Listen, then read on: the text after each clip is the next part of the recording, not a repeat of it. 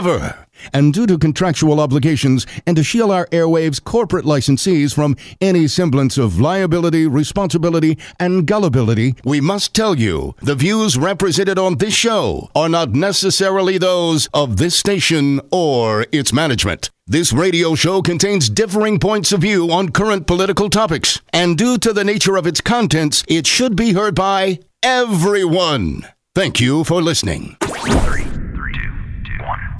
Now live from the heart of liberal Wisconsin, where the political party is just beginning, welcome to the Devil's Advocate Show.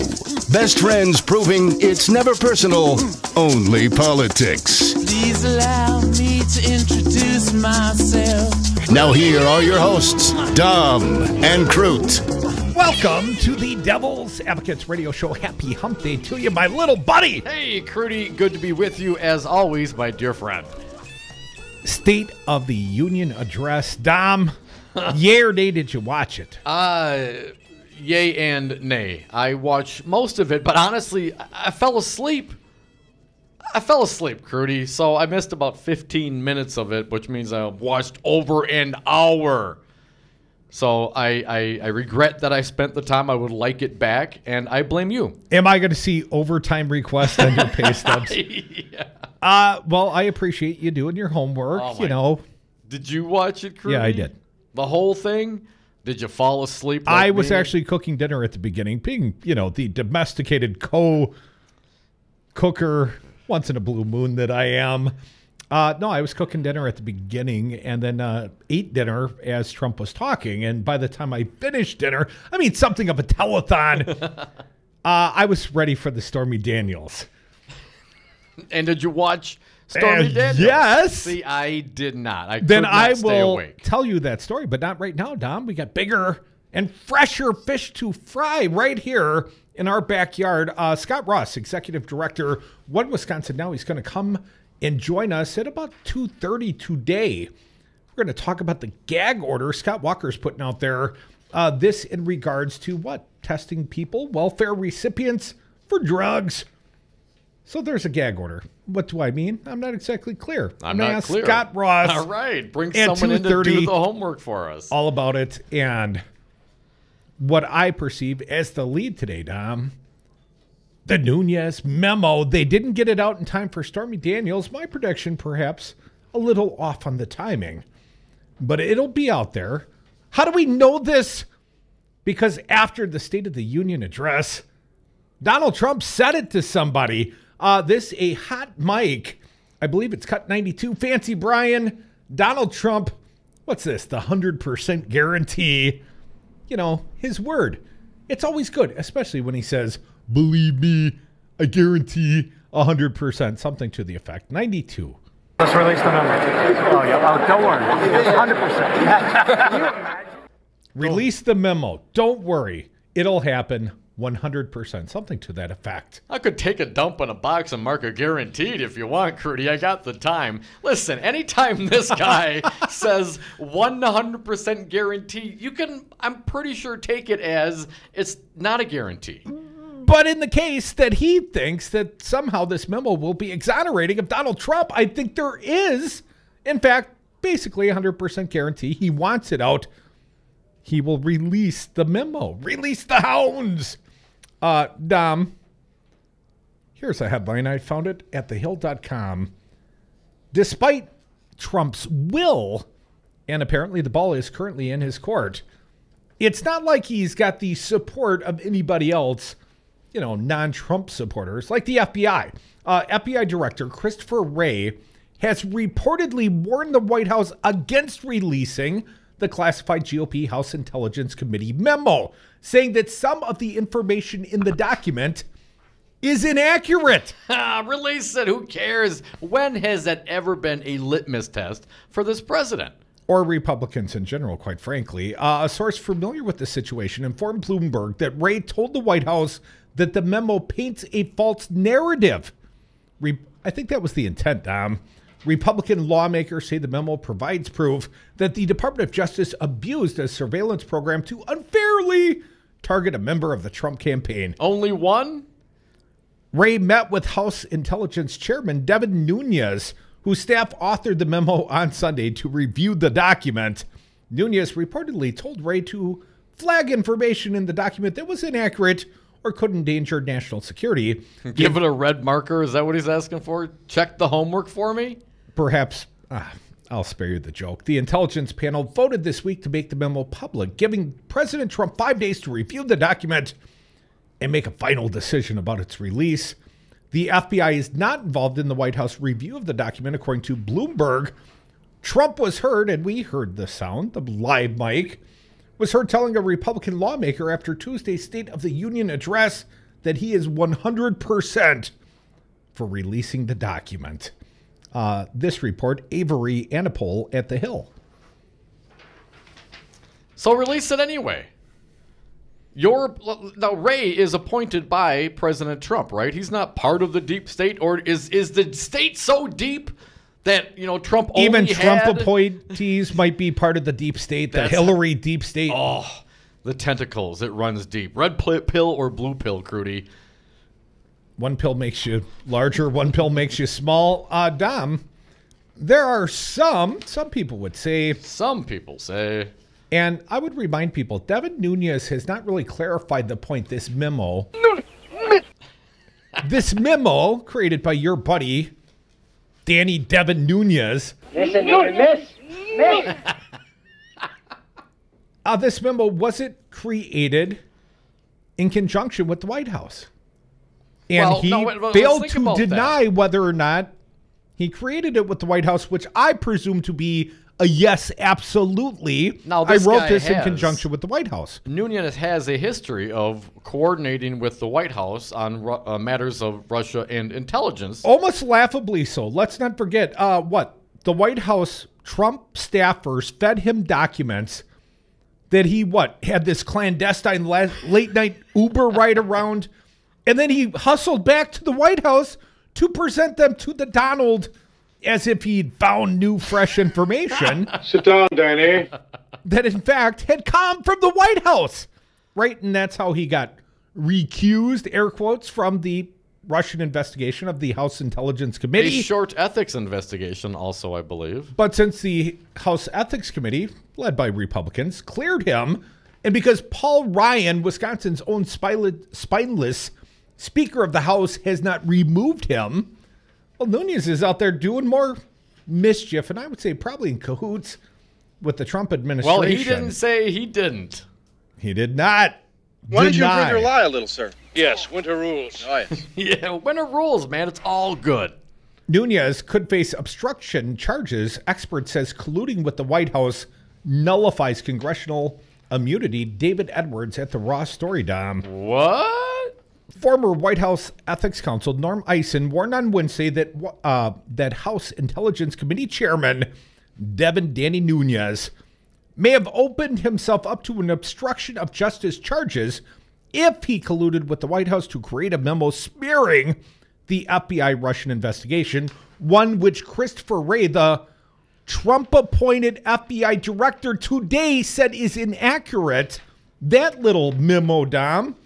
The Daily Beast reported this week that Nunes has refused to deny that he worked with the White House staffers while writing an allegedly misleading memo suggesting that the Justice Department acted improperly when it extended surveillance of a former Trump campaign staffer, Carter Page, who was thought to be a foreign agent. Wait, say that again? You say it. Carter Page, thought to be a foreign agent. Of Russia, I might add. Whoa, Eisen wrote on Wednesday. Nunes' speech and debate clause, congressional immunity, may not protect him from liability for conduct outside Congress. I read on. Depending on the facts, Nunes may have put himself in the middle of a conspiracy to obstruct justice. He better beware. There are no secrets in the White House. The congressional immunity law states that members of the U.S. Congress cannot be prosecuted while they are attending a session of the body to which the member belongs, excluding an arrest for treason, breach of peace, or a felony. Treason might fall in that category, Dom. The law also provides immunity from arrest or interrogation, waterboarding or worse, for any speech or debate entered into during a legislative session. Neither of these provisions would seem to apply to members working with another branch of government to obstruct justice, reports the Raw Story's David Edwards. Danny Noonan getting into the middle of it. But, Crudy, we had a guest on recently. We always have guests on. Who do you speak of? A fine guest, your Congressman Mark Pocan, and we talked about excellent guest, friend of ours. This memo, and I think we should maybe perhaps get when back was he to, on, Dom? Yesterday? Yes. Wow, that was yesterday. All Dom's troubles seem so far away. Mark Pocan. Well, you know, Crudy, he read the Nunez memo. Let's hear what he had to say about it, Cut 98. You know, I read that memo last week. I think I was the 10th or 11th Democrat to read it. And after I read it, I looked at the staff person, and I was in a classified setting, and I'm like, there's nothing here. This is like a piece of lettuce between two buns. Like, what are we even talking about? A piece of lettuce between two buns. Should we continue on? Yes, we should. I was just going to make note of the fact that Tom Kircher, PolitiFact Wisconsin, live tweeted that interview yesterday on this fine show. It wasn't just Mark Pocan, also Randy Bryce. Let's not forget he was in the chambers to give a little middle finger salute to the Speaker of the House. But back to Pocan. I'll let you continue, Dom. Nunez had to recuse himself. He reminds everybody, the congressman on this show yesterday. And, so think about it. Devin Nunes, who had to recuse himself from the Russia investigation for all his stupid shenanigans he did earlier in the year, now directed a memo written by a couple staff people, and now he's claiming he demands it be released. But he wrote the stupid thing. So, this is like a whole big PR stunt in order to try to sidetrack from the Mueller investigations. And let's play the last one from Congressman Pocan on the Devil's Advocates yesterday. If this memo was real, why won't the House Republicans show it to their Senate Republican colleagues, to the Department of Justice, to the FBI? This is all a bunch of subterfuge. And the FBI director said today, don't release the memo. You know, the guy that was appointed by Donald Trump. Nunez wrote the memo, or at least knows certainly the content of the memo. Pocan read the memo and said there's nothing there. So did Nunez just put himself out there for nothing again? You know what, Dom? You know what I find completely unsatisfying? There's so much in this administration, but what? A lettuce sandwich. There's no there. That's what Pocan told us. I tend to believe my congressman. You probably like the lettuce sandwiches. Maybe a little kale on the side. Come on, man. Trying to eat healthy and all. Yeah, I put some Miracle Whip on that. I'll eat it. Of course you Dude, would. we just broke up. I'm sorry. It's over. Oh, you're a mayonnaise man? Miracle Whip. My goodness. Divisive.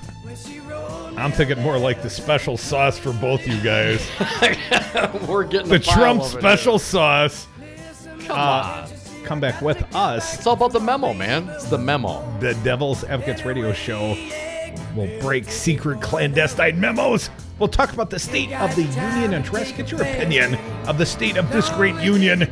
This show's strong, I'll tell you that. Scott Ross joins us at 2:30, and between here and there, acknowledgement of Ron Johnson during the State of the Union address. Not by name, not, hey, Ron, shout out, but, some legislation put forth by Rojo. I took note of it. We'll bring it to your attention. Come back with us. More Devil's Advocates.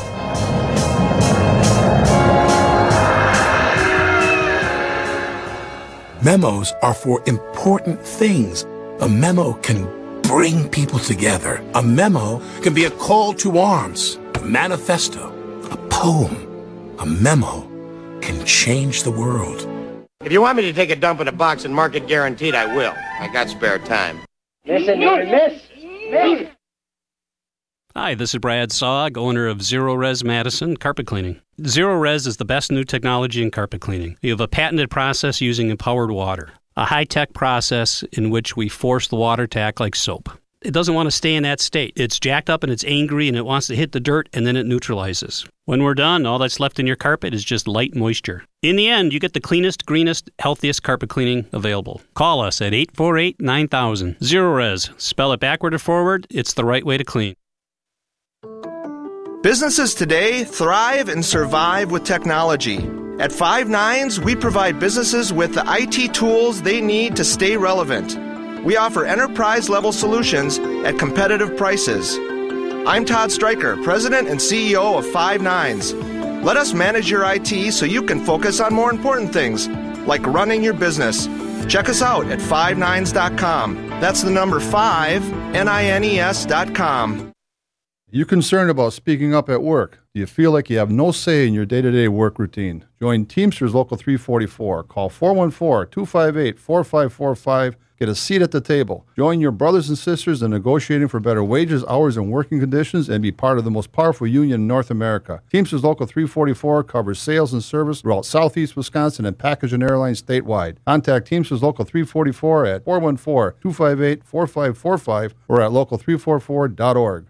Listen, as a hiring manager, I've got to tell you, the best job candidate isn't always the typical candidate. Sometimes they're a grad of life. Meet the grads of life. Young adults of unique determination and experience. An ideal fit for your company in an entry-level position, internship, or mentorship. They might not have every qualification you typically look for, but they're exactly who your company needs. Sometimes the best candidates aren't the ones you're used to. Go to gradsoflife.org to learn how to find, cultivate, and train this great pool of untapped talent. Brought to you by the Ad Council and gradsoflife.org. When Wisconsin Republican Brad Schimmel, I don't have a lot of expertise, decided to run for Wisconsin Attorney General, I don't even know my own website address. Even some conservatives questioned his ability. You can always say no to a request for an interview, and I kind of wish Mr. Schimmel had said no. I don't think he was ready for that. Schimmel claims to be all about law and order. You start with the default position that, yes, you will enforce the laws. Apparently, even if that means enforcing a 1960s-style ban on interracial marriage. It might be distasteful to me, but I've got to stay consistent with that as the state's lawyer. It's not my job to pick and choose. Wisconsin deserves a competent attorney general. We've got to go. Yes, Brad Schimmel, you do got to go. This message was paid for by the People for People Corporation.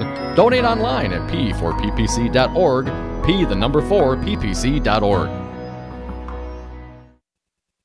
Going through divorce is a very emotional time in someone's life, and when I went through my first divorce, I really needed someone to help me through the legal aspects of what my rights were. That's why I got in contact with Lawton & Cates. The attorneys at Lawton & Cates. It's who you turn to for legal advice. 282-6200 or lawtoncates.com. When you need an attorney, trust the voice of experience. The only choice, Lawton & Cates. The Resistance is live 7 days a week here on 1510 AM WRRD, Wisconsin's Resistance Radio. Tune in Saturdays for Busted Pencils, fully leaded education talk with Dr. Tim Slecker, 11 a.m. to noon. Then it's the voice of the voiceless, champion of the working class. Earl Ingram's Saturday show is live from 12 to 3 p.m. Then Right Meets Left with the Joel and Joe Costa Show. Republican State Rep Joel Clayfish and Democratic State Rep Joe Costa Zamarupa go toe-to-toe from 3 to 4. Always streaming at newstalk1510am.com, Wisconsin's Resistance Radio. Did you see the memo about this? The Devil's Advocates. Political commentary from the back of the class. Hanging around, hitting the ground, dead in the water. We are back. Thank you for listening to the Devil's Advocates radio show live on Wisconsin's Resistance Radio, 1510 AM WRRD. Streaming live on YouTube, Facebook, on Twitter at Devil Radio, and always on the phones, toll-free, 844-967-2789. Dominic, I do want to take up one topic briefly from the State of the Union address last night. Donald Trump did a little shout-out to a piece of legislation called Right to Try. Apparently, this is for terminally ill people that want to try experimental medications. And the first question that came to my mind, what about the right to try medicinal marijuana? Whether or not you're dying, should I have the right to treat myself any way I frickin' choose? That was my first question in light of Jeff Sessions. And fair enough. And let me respond by taking that a step further, Crudy. I'm not guaranteed a day tomorrow or even the next day. I mean, we're all on the path to die at some point. What is it about my imminent doom within 6 months or a year as prescribed by a doctor, or my eventual doom at 46 going on 47, probably won't live another 47 years, what is it about then that I have the liberty, or at least the proposal by a conservative, Ron Johnson, to try things that I don't have that liberty to try things when I'm not in that particular state, as advised by a doctor or influenced by the senator? Well, at least Ron Johnson has taken up this piece of legislation for those that are terminally ill, right to die. Okay, so Trump gives a shout out to Rojo's legislation, setting aside the hypocrisy about marijuana. The second thought that came to my mind, wasn't it just like last week when Ron Johnson was out there advocating on behalf of the Trump administration, secret societies? Oh, yes. And within the FBI, malfeasance at the highest level of the the FBI. removal of Robert Mueller, the special counsel, was called for by Rojo on Fox News, right? And then it turned out, well, he was just responding to a text between lovers that apparently might have been a joke. What? And Rojo did backpedal, let's just call it. But I asked the question, if Rojo, Ron Johnson, tells us with some constancy, he's not a fan of Donald Trump's, not a fan. You ask him off air, on air, no, I'm not a fan. And he never defended Donald Trump, particularly, perhaps policy, but not the man. And suddenly he's out there publicly taking a bullet for the guy and really playing the fool, to my opinion. So my second thought last night, this was a little payback, a little tip of the cap from Donald Trump to Ron Johnson for giving him a little cover the week prior on secret societies and shutting down the Russian collusion investigation. What do you think of my speculative theory? Crudy, I think anything is possible. And while I don't disagree the nod to the legislation, he didn't specifically state, Donald Trump did not say Ron Johnson's name yesterday. So no, he just nodded out and said we got to move forward with Ron Johnson's legislation. Did he say Ron Johnson's legislation? Well, it's I fell asleep. Right to try is Ron Johnson's legislation. Did most people in the audience know that was Ron Johnson's legislation? What, do you think he was going to touch his nose like the mobsters? Hey, he's a friend of mine. I mean, that's the subtle way of doing it in the speech. I absolutely disagree. I think most of the people in that audience and in the listening audience, watching audience, didn't know that was Ron Johnson's legislation proposals. You, like Donald Trump, lack subtlety. More of us, come back! More Devil's Advocate. Scott Ross, Executive Director, One Wisconsin Now. We'll talk about the less than subtle Governor Walker. Did you see the memo about this? Hello, I'm State Senator LaTanya Johnson. Making sure Wisconsin residents continue to have equal and fair access to voting is very important to me. Here are some key things you should know. Wisconsin requires a photo ID, and chances are you already have what you need to vote. A Wisconsin DMV-issued driver's license. You can use this even if it's revoked or suspended. A Wisconsin DMV-issued identification card. A military ID issued by the U.S. Uniformed Services, or a U.S. passport book or card. You can use these items even if they're expired, as long as the expiration date is after the most recent general election held on November 8, 2016. For more information about registering to vote, please visit myvote.wi.gov or call the Wisconsin Election Commission Help Desk at 608-261-2028. We won't be taken for granted. This message was brought to you by WRRD 1510 AM. Well, you are listening to Wisconsin's Resistance Radio, WRRD, 1510 AM, Milwaukee, Waukesha. Ooh, I just felt a trickle down. Do you own a rental property, or would you like to partner with a rental investment team? Call the pros you can trust at CCL Management. Rental expertise second to none, a general contractor on staff to direct repairs and improvements, and real estate brokerage services tailored to the small investor.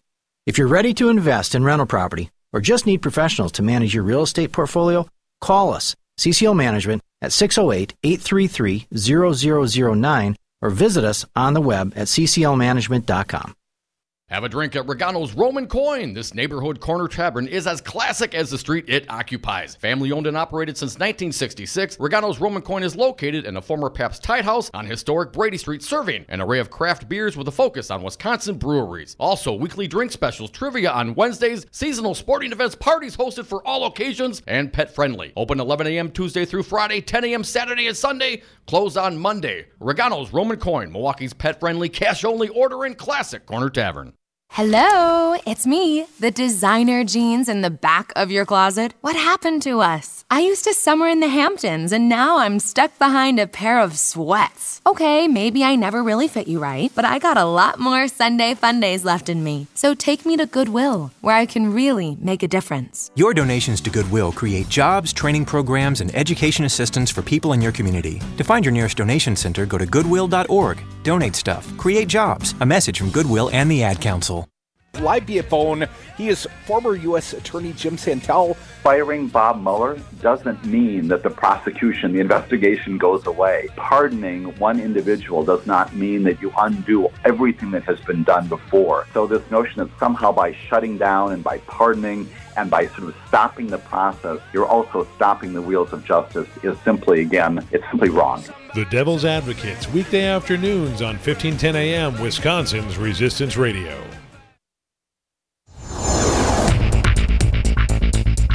Good afternoon. It is 2:32 for 1510 a.m. WRRD, Wisconsin's Resistance Radio. My name is Brian Kelly with some headlines for you. Another worker with American Sewer Services has been fired after being caught with a gun while on the job in Milwaukee.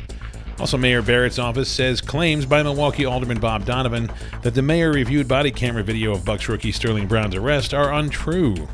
Harley-Davidson is planning to close its Kansas City assembly plant after sales fell sharply in 2017. BMO Harris Bank has announced that they are raising their minimum wage to $15 per hour, and the Bucks are off tonight to take their 4-game winning streak to Minnesota to play the Timberwolves tomorrow night. Tonight, mostly clear, lows in the mid-teens, and Thursday, mostly sunny and windy, temperatures falling throughout the day to about 10 degrees by 4 o'clock. Currently, we're looking at 39 degrees in Milwaukee, 37 in Waukesha for 1510 a.m. My name is Brian Kelly.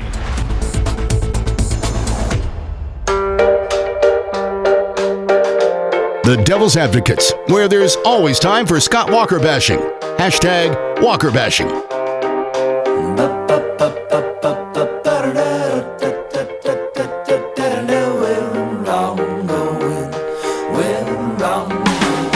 Welcome back to the Devil's Advocates radio show. We got a fine guest. He joins us right now live via phone.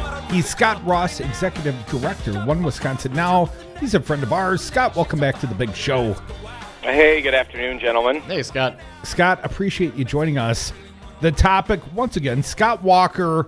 And Scott Walker has villainized those that would receive public aid. I've heard him do it a number of times, Scott. He often uses the analogy, why do we celebrate Independence Day and not Tax Day? He's always throwing out something about, government is a trampoline, not a hammock. Well, Scott, you found a little memo. Where did this memo source from? Let's start. Where did this information come from, Scott Ross? Well, first of all, guys, thank you very much for having me. This is a great subject to talk about because it represents sort of all the failures of Scott Walker and the Republican legislature. And basically what it is that whenever a bill is written, there are what is called the drafting records. And those are the instructions that are made between legislators, agencies, and the people who actually physically write the bills so that they can be debated, deliberated, and ultimately, if they're lousy bills these days, passed into law. And so those are public records, and we will often go over to the Legislative Reference Bureau on the Capitol Square and review these to see what was the intent, what was the mind. And these have been a veritable gold mine. Things like, a few years ago, we were able to discover by reading the drafting notes that, in fact, Gogebic Taconite had literally written the bill for the mining, for ending the mining moratorium in Wisconsin.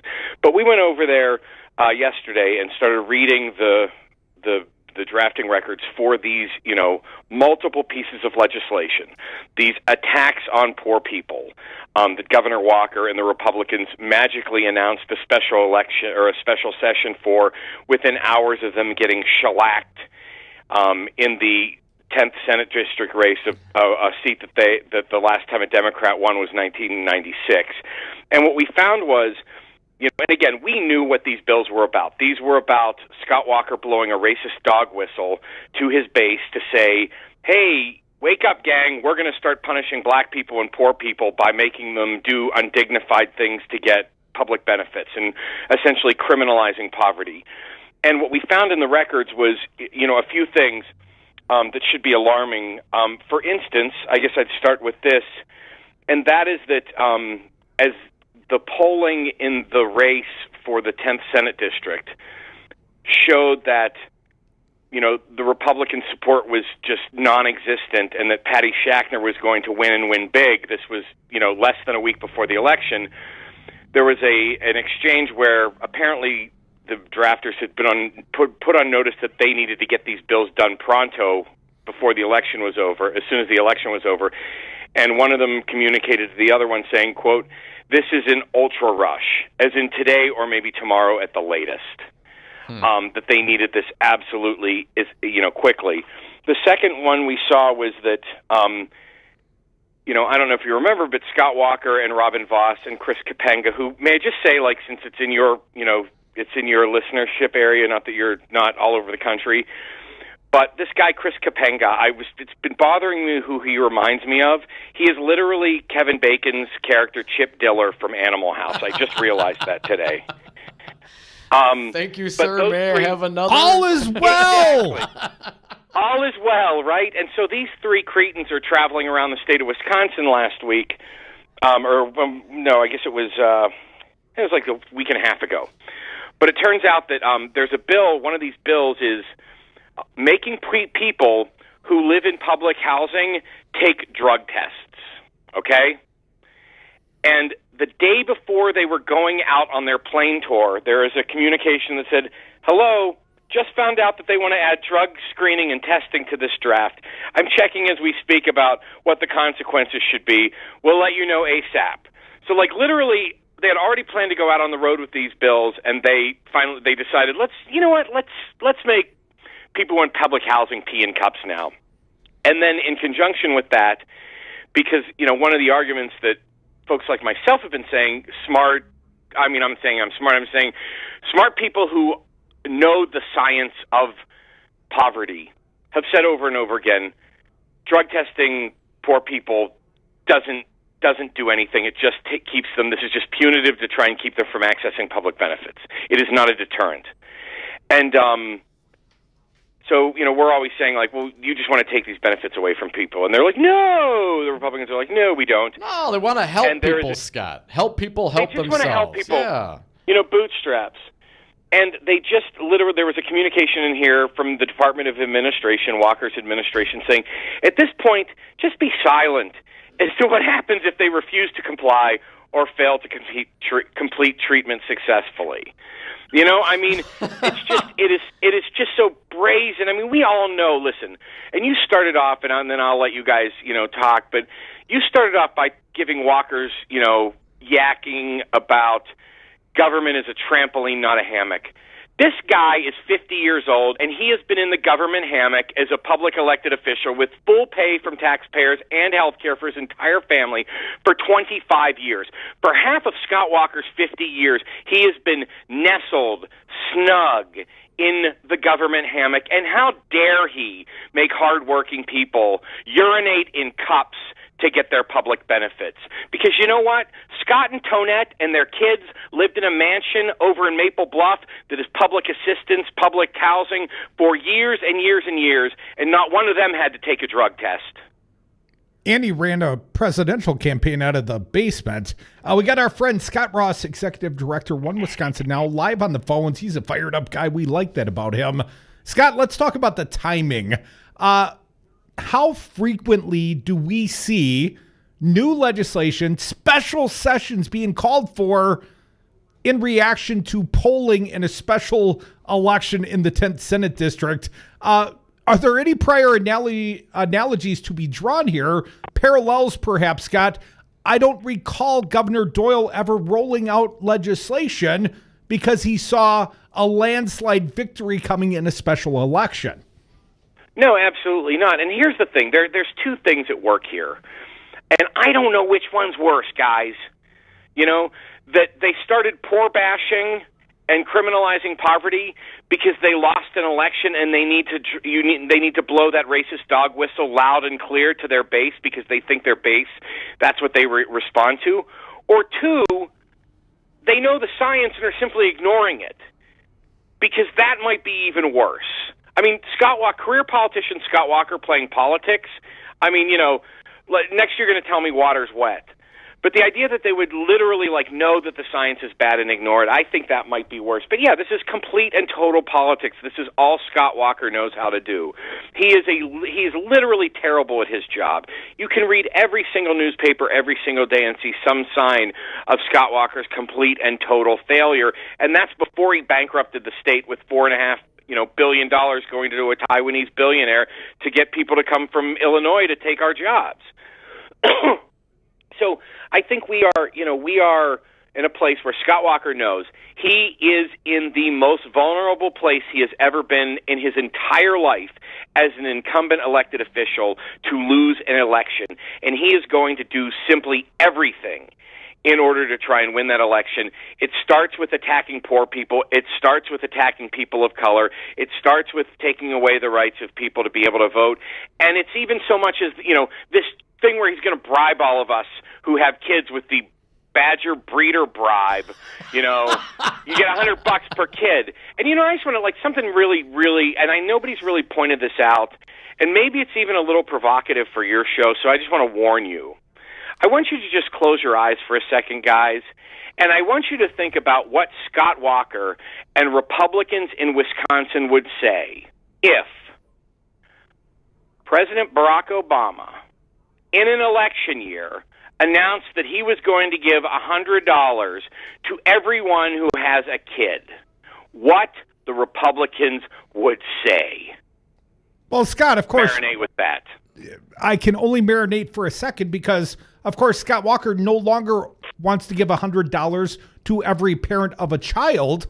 He only wants to give it to those that would not receive it back as a tax credit for those that don't pay sufficient taxes to actually redeem the credit against taxes due. And I would say, compare that to the treatment we're giving Foxconn. Mm-hmm. Absolutely. Absolutely. And the thing is, there is no way on God's green earth that Scott Walker is going to pass something that has you not getting a check sent to you. That is the whole point of this. It's not going to be able to be a tax credit that you can write off on your taxes in 2019. He is doing this because he wants you to get a check in your mailbox before the election. That's what he needs. And I'll point you to this. Like back in 1999, we did this. I don't know if you guys remember or not, but Tommy Thompson, the last time we had a surplus check giveaway, we had a surplus under Tommy. In December of 1999, the Republicans passed a law that was giving the surplus, quote unquote, back to the taxpayers. It took them less than 10 weeks to cut those checks. 10 weeks to cut those checks. Scott Walker's talking about how this is going to be great because you'll be able to get it right before go back to school and you can use it for, so it's going to be in August or September. Excuse me. Sorry. And, so you had that, right, which is it took them 2 months to write the checks. Scott Walker wants to wait till right before the election. Second, when those checks went out in January of the year 2000, within 1 year, January 2001, Wisconsin announced that it had the largest budget deficit in the history of the state, $2.4 billion. And within 1 year of that, when Scott Walker was just getting ready to ooze out of the legislature and go befoul Milwaukee County as the executive for 8 years, the deficit had risen to $3.5 billion. So between Foxconn, tax cuts for the rich, and now the Badger breeder bribe, we're not going to have any money for anything in the state of Wisconsin. Literally we're going to start having to mow, we're going to have to buy lawnmowers to mow where we have grass coming up instead of roads in the state of Wisconsin. Scott, I want to get back briefly to this memo from the Department of Administration. Now, if I'm understanding this correctly, these are, draft conversations going back and forth as to what to put into the legislation that... Let's call them memos, inter-office memos. That the Republicans are already out selling? Is that what you're saying, Scott? Yes, absolutely. And we put these... We put these memos into a press release that's on our website if folks want to go and read the actual words. Don't take, trust but verify, right? Absolutely. So go ahead and read these things. It's nuts. And so what they're saying is that the big issue being we're going to, drug test, and we'll keep it to able-bodied folks, and if they fail the treatment, if they fail the test, then we'll provide treatment, but we don't have any details on what that looks like yet, so just be silent about it. Don't mention it. Don't discuss what type of treatment, who administers it, how much would it cost, what's the budget, all those kinds of things that would normally be had in a conversation, they're just supposed to just not discuss. Yeah, they're not supposed to put into the legislation to write what it is happens if somebody fails to do the conditions of what the Republicans want them to have to do if they fail a drug test. They're leaving it open as to what the repercussions are for somebody because they're going to claim over and over again, like they always do with these things, that, listen, if somebody fails a drug test, we're not out to punish them and take food out of their, we're not going to punish them and take food out of their mouths or out of the mouths of their kids or, take away their housing. We're going to get them treatment. But listen, I know something for being in politics for 20 years. Anytime the answer is not yes, that answer is no. And if it is not in this bill that they're not going to have their benefits taken away, that means they are going to have their benefits taken away. Absolutely 100%. Scott, I got to ask you sort of an off-topic question. But tomorrow, a judge is going to take up the case of the John Doe 2 contempt of court charges. It's supposed to happen up in a Green Bay courtroom tomorrow. Scott, do you have any predictions? Do you think Attorney General Brad Schimmel will hold up to the light of judicial scrutiny? We know his prior report did not hold up to anything other than the laugh test. No, listen, Brad Schimmel, he's like the Lionel Hutz of Wisconsin when it comes to lawyering.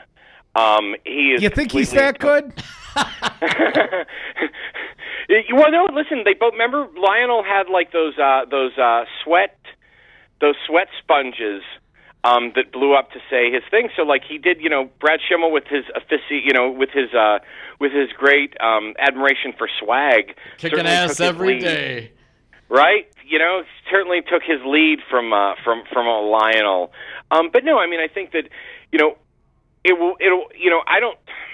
Hopefully, I don't know who the judge is in this particular case, so I can't make a decision as to whether or not I can't make an assertion as to whether or not you've got a fair-minded judge or not. But I know that for the most part, in really, really big cases, not involving the Wisconsin State Supreme Court, Brad Schimmel loses when he is in court. And so I guess we'll have to see. The problem is that if it's a state trial, it inevitably goes to the Supreme Court, and we know what the Supreme Court will do with things they have done with the John Doe, which is they will rule in favor of the, of their side that paid to give them a majority on the court and get them their seats. Well, I don't know how you keep taking up contempt charges up the ladder, but if it can be done, they will probably have to do it. I don't see any merit to what is being contended. Of course, this is just vindictiveness, a witch hunt, persecution of the prosecution. Scott Ross, Executive Director, One Wisconsin Now, our good buddy. Thanks a lot for joining us today and explaining an issue that I was unaware of until you laid it out on the radio, sir. All right. Well, you guys have a great day as well. Yeah, thank you. You too, Scott. Thanks, Scott. Folks, we are the Devil's Advocates. Big party coming up tomorrow, Dom. 1 year in business. I hope Scott Ross is still listening. Scott, you're invited. Hell, you're all invited. We're buying the beer. And today is the last day of the shortened broadcast year, at least of the spring. And by the time fall comes around, we'll have an FM, so I'll never talk about it again. So this will be the last short day, and tomorrow, nice long show and a big-ass party. I hope you can join us at the Roman Coin on Brady Street. We're celebrating 1 year in business. We survived. We thrived.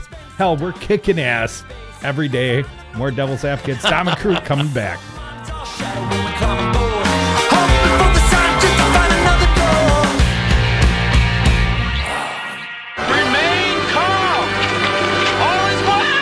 Our economy's on fire. Did you get that memo? Oh my God, we're burning alive! All is well! And I'll go ahead and make sure you get another copy of that memo.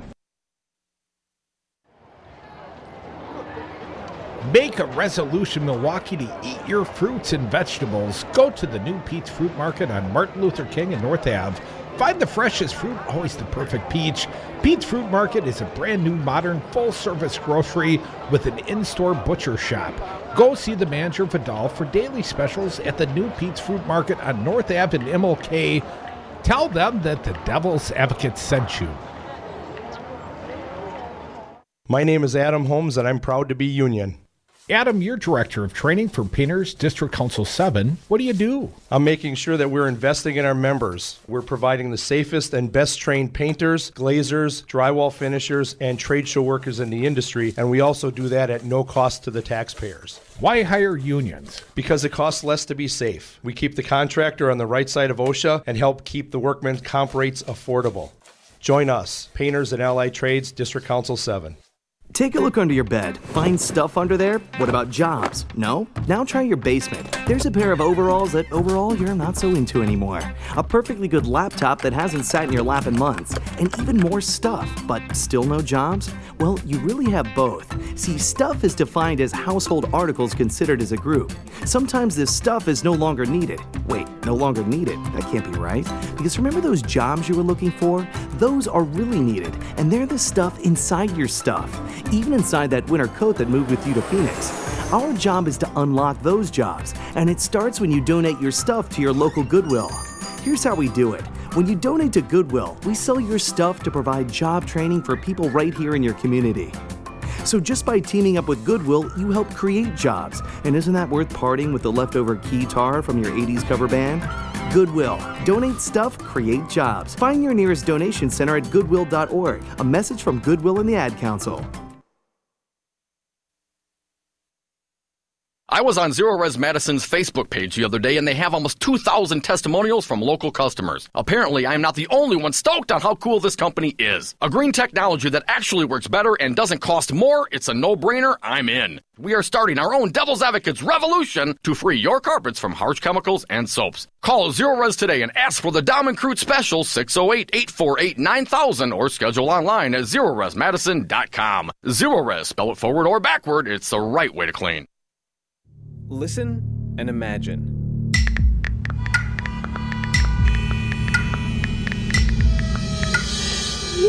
It takes 5 seconds to send a text, and for those 5 seconds, you're driving blind. Life is worth more than a text. Stay alive. Don't text and drive. Visit StopTextStopWrecks.org, a message brought to you by the National Highway Traffic Safety Administration, Project Yellow Light, Noise, and the Ad Council. It's important to buckle up your kids. I know. Sometimes car seats can be complicated. I know. And if your child's in the wrong seat and you get into a crash, I know. It could lead to a serious injury. I know. So you're 100% sure you have the right car seat for your child's age and size? I don't know. Don't think you know. Know you know. Car crashes are a leading killer of children 1 to 13. Make sure you have the right car seat. Visit safercar.gov/the-right-seat. A message from the National Highway Traffic Safety Administration and the Ad Council. Dominic, I can't believe it's been a year. A year that this radio station, WRD, has been on the air. Crudey, it's time for a party. Join WRD, Wisconsin's Resistance Radio, and all of our listeners on Thursday, February 1st at Regano's Roman Coin, 1004 East Brady Street. That's on the corner of Astor and Brady. The party begins at 5 o'clock. Free beer for all our friends, at least while it lasts, so come join us. Thursday, February 1st, the party begins at 5. Why do you love me? Women want them. Men want to be them. Tom and Crute, all the Devil's Advocates. We are back. Thank you for listening to the Devil's Advocates live on Wisconsin's Resistance Radio, 1510 AM WRRD. Phone lines are open, 844-967-2789. Dominic, thank you to our most recent guest, Scott Ross, Executive Director, One Wisconsin Now. I've got a presser from Speaker Robin Vos. The topic seems pertinent. Speaker Vos testifies on welfare reform package. Speaker Robin Vos, Republican from Rochester, testified in favor of a bold legislative package on welfare reform. The Racine County representative authored the bills with Senators Chris Kapinga, Delafield. Both lawmakers spoke at a public hearing before a joint committee on the Assembly Committee on Public Benefit Reform and the Senate Assembly and Senate Committee on Public Benefit Reforms. The 10 bills are part of a special session called by the Gubernator. Here's the quote. This legislative package promotes accountability, encourages personal responsibility, prevents fraud and abuse, and gets people back to work. Public assistance was never intended to be permanent. These bills open the door for the opportunity for people who can work. Opportunity! Get off your dead asses, in other words. Wisconsin has been a national leader in welfare reform. Under Governor Tommy Thompson, the Badger State became the model for the nation with its Wisconsin Works program. These new bills take welfare reform to the next level and keep the state on the forefront of the reform movement. We want to be out front on this issue, Dom. One more quote. With the skilled worker shortage and our historically low unemployment, we need more people to be part of the workforce and fill these open positions. Vos says, I can't get all my labor from prison. I want to thank Governor Wankinator for his leadership on this important issue in our state. Both committees are expected to vote on the bills Thursday. How do you think it's going to go? You know how it's going to go, man. Whatever they want. Bad governance is what the Republicans are all about. Perhaps people wouldn't be on the support programs if there was a higher wage paid in the state of Wisconsin. Well, don't look this way for a raise. Come back with us. More Devil's Advocates. Hour 2 is next. Your phone calls welcome, 844-967-2789.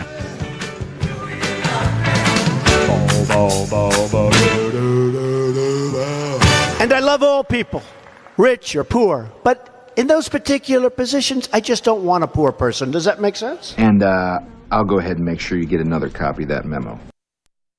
Wisconsin Republican Attorney General Brad Schimmel claims he will further investigate the investigators of the John Doe 2 investigation because it was all a partisan witch hunt. Wisconsin State Rep Chris Taylor said this. There is absolutely no concern expressed by this Attorney General or these Republican legislators about the underlying criminal conduct that this corruption investigation revealed. Scott Walker was breaking laws. And Brad Schimmel fails to acknowledge the 6 criminal convictions, 4 felonies of the Scott Walker John Doe 1. Was that also a partisan witch hunt? One newspaper has done a good job. It's a national paper, the Wall Street Journal. And A.G. Schimmel filed an embarrassing hack partisan bull report where he's still looking for the leaker. Get a clue! Wasn't it Eric O'Keefe from Wisconsin Club for Growth? Well, I was born to do this. This message was paid for by the People for People Corporation. Donate online at p4ppc.org. P4ppc.org.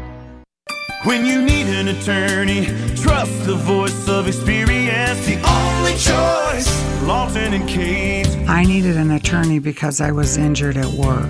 I wanted to find a reputable attorney. The results that I got with Lawton and Cates were very good. I'm very happy with the way I was treated and the end result that I got. Trust the voice of experience. Call the attorneys at Lawton and Cates. 282-6200. 282-6200. Juice, Mom! Juice, juice, juice! Mommy, why are we going to the store? Mom, I want juice! Mom! Juice, juice, juice! Mom! Your child will have different needs at different stages of life, and that includes the car seat. See, car crashes are a leading killer of children ages 1 to 13. Protect your child's future at every stage of life. Go to safercar.gov/the-right-seat. A message from the National Highway Traffic Safety Administration and the Ad Council. You are listening to Wisconsin's Resistance Radio, WRRD, 1510 AM, Waukesha, Milwaukee. Deadly train crash. No interest rate moves. I'm Rich Johnson. It was a Pretty rough hit. That's what they all tell me. President Trump on the collision between an Amtrak train and a garbage truck outside Charlottesville, Virginia. One person on the truck is dead, 2 others badly hurt, and several passengers on the train were shaken up, including Republican House and Senate members who were heading to a party retreat in West Virginia. At least one congressman, perhaps another one, went to a hospital just to get checked. Both of those individuals said that they are okay. There are no major problems. What I was told is it was more people were just stunned and unsettled by what occurred. Bumps and bruises, people thrown across aisles. Correspondent Phil Mattingly at the crash site. President Trump says he will attend that GOP gathering tomorrow. South Carolina Republican Congressman Trey Gowdy is the latest to say he won't run for re-election. Gowdy's chair of the House Oversight Committee, which conducted the Benghazi investigation. Toyota is recalling more than 600,000 vehicles made all over the world over nearly a year, beginning in May of 2015, because of airbag troubles. The recalls include some Prius models and Lexus SUVs. Former U.S. Attorney Brenda Jo White is going to lead the NFL's investigation into claims of sexual and racial harassment against Carolina Panthers owner Jerry Richardson. He's announced he's selling the team. Last Fed meeting chaired by Janet Yellen's concluded with no interest rate hike, but in the near future. In the written statement, the Federal Open Market Committee signaled that we can expect more rate hikes this year, and the expectation is we'll get one as soon as March and 2 more after that through the end of 2018. Bankrate senior analyst Mark Hamrick. Yellen stepping down this weekend. New Fed Chair Jerome Walker will take over. The Fed's signal wiped out a big gain on Wall Street, up as much as 150 points early. The Dow hit negative territory before recovering in the last few minutes. At the close, it's up about 74 points. I'm Richard Johnson. Do you own a rental property, or would you like to partner with a rental investment team? Call the pros you can trust at CCL Management. Rental expertise second to none, a general contractor on staff to direct repairs and improvements, and real estate brokerage services tailored to the small investor. If you're ready to invest in rental property or just need professionals to manage your real estate portfolio, call us, CCL Management, at 608-833-0009 or visit us on the web at cclmanagement.com. Hey everybody, I'm Daryl Ingram of News Talk 1510 WRRD, Wisconsin's Resistance Radio, and I am the Director of Advertising and Marketing. The pride of our independent stands runs deep in all that we do here at the station. The thing that I know for sure is that you can count on the quality and independent production of client advertising, mirroring the quality and independence of our fine programming here at News Talk 1510. To learn more, contact me at 414-335-0851 or via email at daryl@newstalk1510am.com.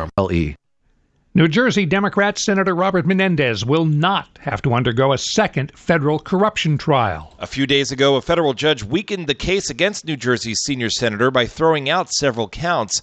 In light of that decision, a Justice Department spokesperson said they would not retry Menendez on the remaining charges, given the evidence that would now be admissible in court.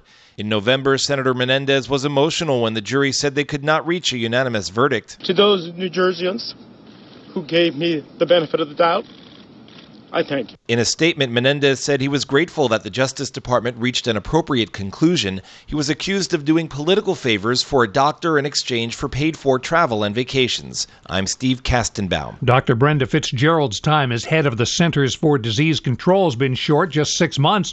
She resigned following a report that her financial portfolio includes stock in a tobacco company bought after she took the CDC job. I'm Richard Johnson. You wanted to see me? Yes, please, have a seat. So here's the thing. When this company brought you on, we took a chance on you. You didn't have that 4-year college degree we typically look for. Right. But we gave you a shot anyway. And since then, you've worked incredibly hard and given it your all. Thanks. You've been an important asset to the team, but I don't think you can be an intern here anymore. We want to hire you. You're serious? Absolutely. Find your next great employee. Introduce yourself to the grads of life. Who are they? Talent worth knowing about. Young adults of unique determination and experience. An ideal fit for your company in an entry-level position, internship, or even mentorship. They might not have every qualification you typically look for, but they're exactly who your company needs. I won't let you down. I know. Don't miss out on a resource many innovative companies have already discovered. Go to gradsoflife.org to learn how to find, cultivate, and train this great pool of untapped talent. Brought to you by the Ad Council and Grads of Life. Good afternoon. It is 3:05 for 1510 a.m. WRRD, Wisconsin's Resistance Radio. My name is Brian Kelly.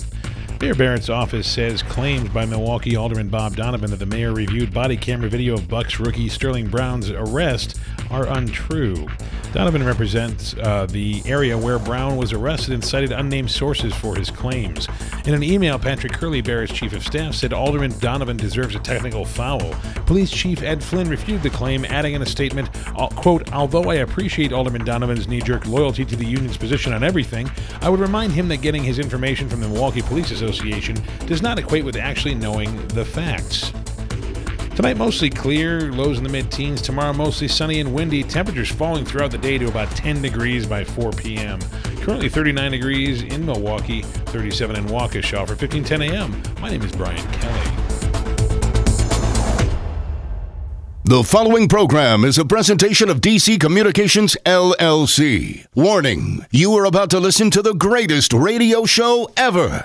And due to contractual obligations and to shield our airwaves corporate licensees from any semblance of liability, responsibility, and gullibility, we must tell you the views represented on this show are not necessarily those of this station or its management. This radio show contains differing points of view on current political topics, and due to the nature of its contents, it should be heard by everyone. Thank you for listening. 3, 2, 1.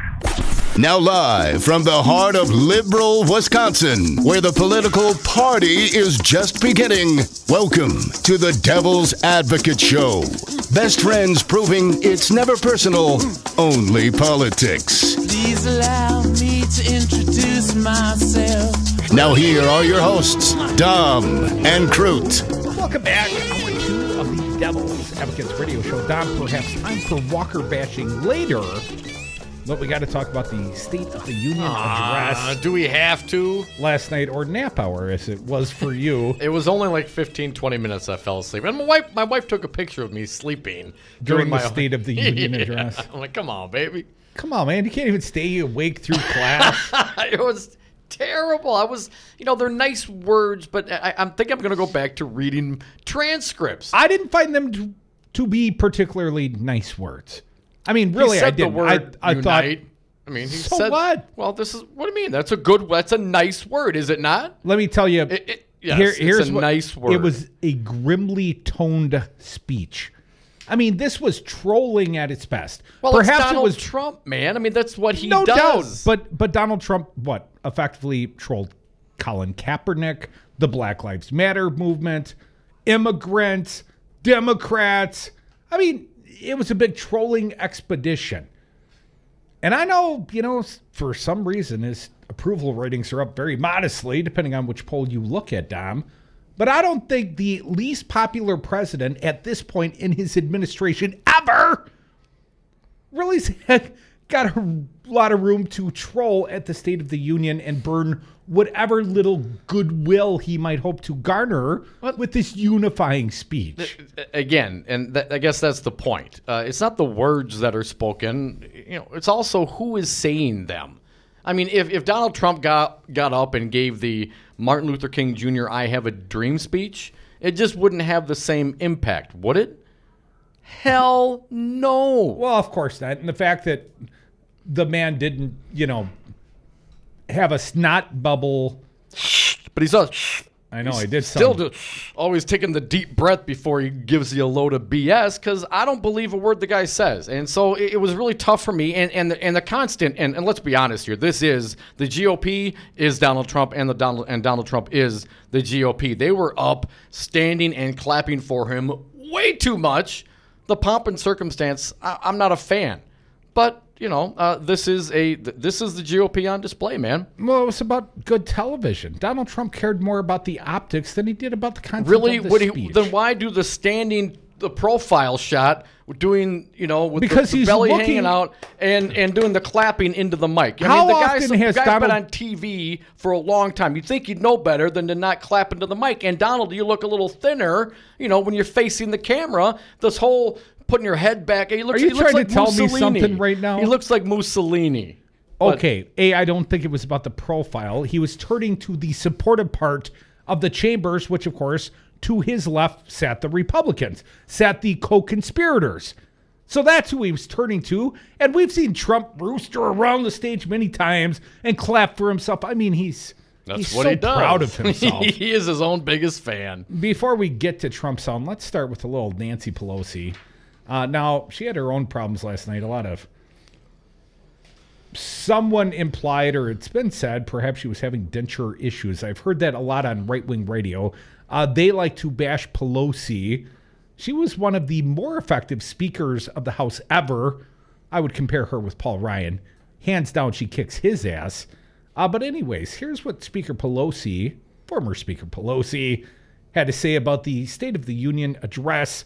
You know, low expectations and all. Dom, cut 80. It was a very transformative speech for some of us last night, because while our expectations for greatness and vision with the president are not high, he stooped to a new low. He is quite the limbo artist. More Nancy Pelosi, referencing the State of the Union address. She's talking about the, opportunity lost to unify. I'm not really clear that Donald Trump has it within his capability to unify anything except the alt-right and the Nazis.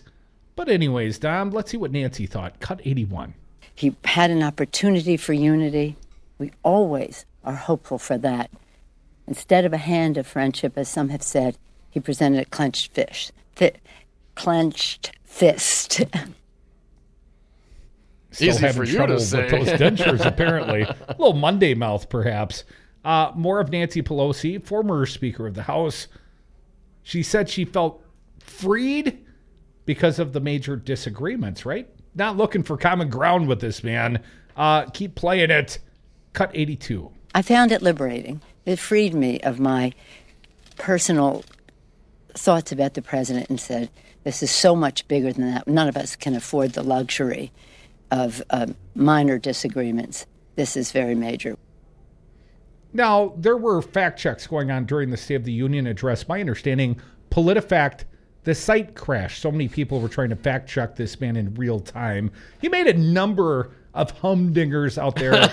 Lowest crime rates ever amongst blacks, and we're still helping the people in Puerto Rico. There's a number of different things he alluded to or stated directly, which were false. Big freaking whoppers. Well, as Nancy Pelosi would put it, there's no place for truth when talking to President Trump. Cut 83. Facts, data, evidence, truth have no place in the discussions with the president. And of course, when he referenced the Dreamers, why make it a fight about illegal immigration? Red meat for the base? I mean, otherwise, how are you ever going to unify and strike a bipartisan compromise with the Democrats in the chamber if you're basically insulting the very constituency they hope to create permanence for? More Nancy Pelosi, cut 84. There is a path to finding an immigration agreement. Sometimes the president will say in our conversation, well, I like to put something way out there and then we negotiate back. But that hasn't been the case. He's just setting another bad standard. Yeah, how do you negotiate with someone who has no honor, who moves the goalposts, who changes his mind in the span of 24 hours and 4 tweets? Well, Dominic, I'm not clear if we're going to play the Trump. You can get the Trump elsewhere. We've got some Trump sound. We'll play it by ear. But the Democratic response, the official Democratic response, came from Congressman Joe Kennedy III of Massachusetts. And yesterday on the show, we talked about the amount of money. Kennedy took lots of money from the pharmaceutical industry. Kennedy is an anti-marijuana guy, which puts him on the wrong side of the domino. Boo! But I heard his response lauded. Many of the Democrats thought that this was the response, the best one perhaps ever. One quote from Joe Kennedy, played for the people, the State of the Union response, Democrat Joe Kennedy III, RFK's grandson. Here is the answer that Democrats offer tonight. We choose both. I'm sorry, I don't know the context of that particular statement. Basically, he was saying that Republicans were offering two different choices, DACA or immigration, things like that, and he's saying we choose both. I guess that's all the sound of Joe Kennedy we got. We choose both. It was. I didn't like the optic. Standing up, he had way too much Vaseline in the corners of his mouth, and HDTV and him up close. It was a little too much for me to look at. Are you picking on the man because he's a ginger? No, I'm not. I'm picking on the man because he had way too much chapstick in the corners of his mouth, and it was glaring, and I couldn't stop looking at it. I thought some of the words that he said and the passion in which he spoke, fine, but is that what the Dems are? Is that what the Dems nationally are offering? Is this the guy to look to for the millennials and the younger people that are coming up in this world? Well, another Kennedy? What, you couldn't throw another Clinton out? Chelsea will be coming around someday. I would say Joe Kennedy, 37 years of age, perhaps an up-and-comer in the party. But I really didn't even care what Joe Kennedy had to say. I did not watch that response. Well, I guess it was on the TV. I just didn't pay attention. Kids were restless after Trump. Bernie, do we have time for Bernie here? Yeah, let's play a little Bernie. Pardon me. This, one of our friends, Lisa Muxworthy, tweeted out in real time last night, Bernie Sanders effing broke the internet. That's what Lisa had to say, with a few, feel the burn, feel the burn. Feel the burns thrown in for good measure. She, like I, big fan of the Bernie Sanders, the great senator from the state of Vermont. Play the Bernie Sanders response, cut 89. How can a president not talk about the reality that Russia, through cyber warfare, interfered in our election in 2016, is interfering in democratic elections all over the world? Well, what, Russia? You mean that witch hunt, Bernie Sanders? Why would President Trump bring up rumors at the State of the Union address? Didn't he literally fail to enact sanctions yesterday despite the overwhelming votes about the House and the Senate, like 419-3 and 98-2? Yes. And Trump said, I'm ignoring the will of the legislative branch. A bill that I signed into law, I'm just going to ignore it. What is Congress going to do about that? I'm not sure. That might be the one Trump sound we got to share. But one more Bernie Sanders, his State of the Union response, hashtag feel the burn. During the campaign, Donald Trump told us, quote, the rich will not be gaining at all, end of quote, under his tax reform plan. The rich will not be gaining at all. Well, that was quite a whopper. Yeah, double whopper. Not at all, but he talked about how great the, tax breaks for the middle class were going to be, but he didn't mention, that most of that money is going towards the very wealthy. Didn't bring up that part. Don't you think that if this is, the whole point of this bringing his money, putting it in his circulation, bringing it in from overseas and giving it a good tax rate, that would be something that he would want to highlight? But no, didn't mention the super wealthy getting all that money. Dominic, I don't know if you noticed the wardrobe. Many in the crowd wore black, at least amongst the Democratic caucus. The Congressional Black Caucus, they were very colorful. But black was a theme color for the night. And then there was Melania. The one that rode to the State of the Union address separate from her husband. The one that has not been seen in public for a month since New Year's Eve. She was, wearing Dolce & Gabbana, wearing all white. Didn't stand up much when her husband had something to say. Did acknowledge a few of the, gallery people, the human props that Trump points to, like they all do. But I wonder if she was there in her own little protest, that white pantsuit. It reminded me of something Hillary Clinton would wear. With a little more panache. Come back with us, Devil's Advocates. Your phone calls next.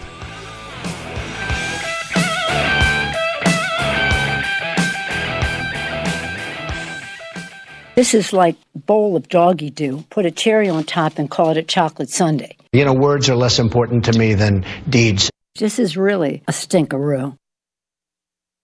Wisconsin's doing terribly. The roads are a disaster because they don't have any money to rebuild them. They're borrowing money like crazy.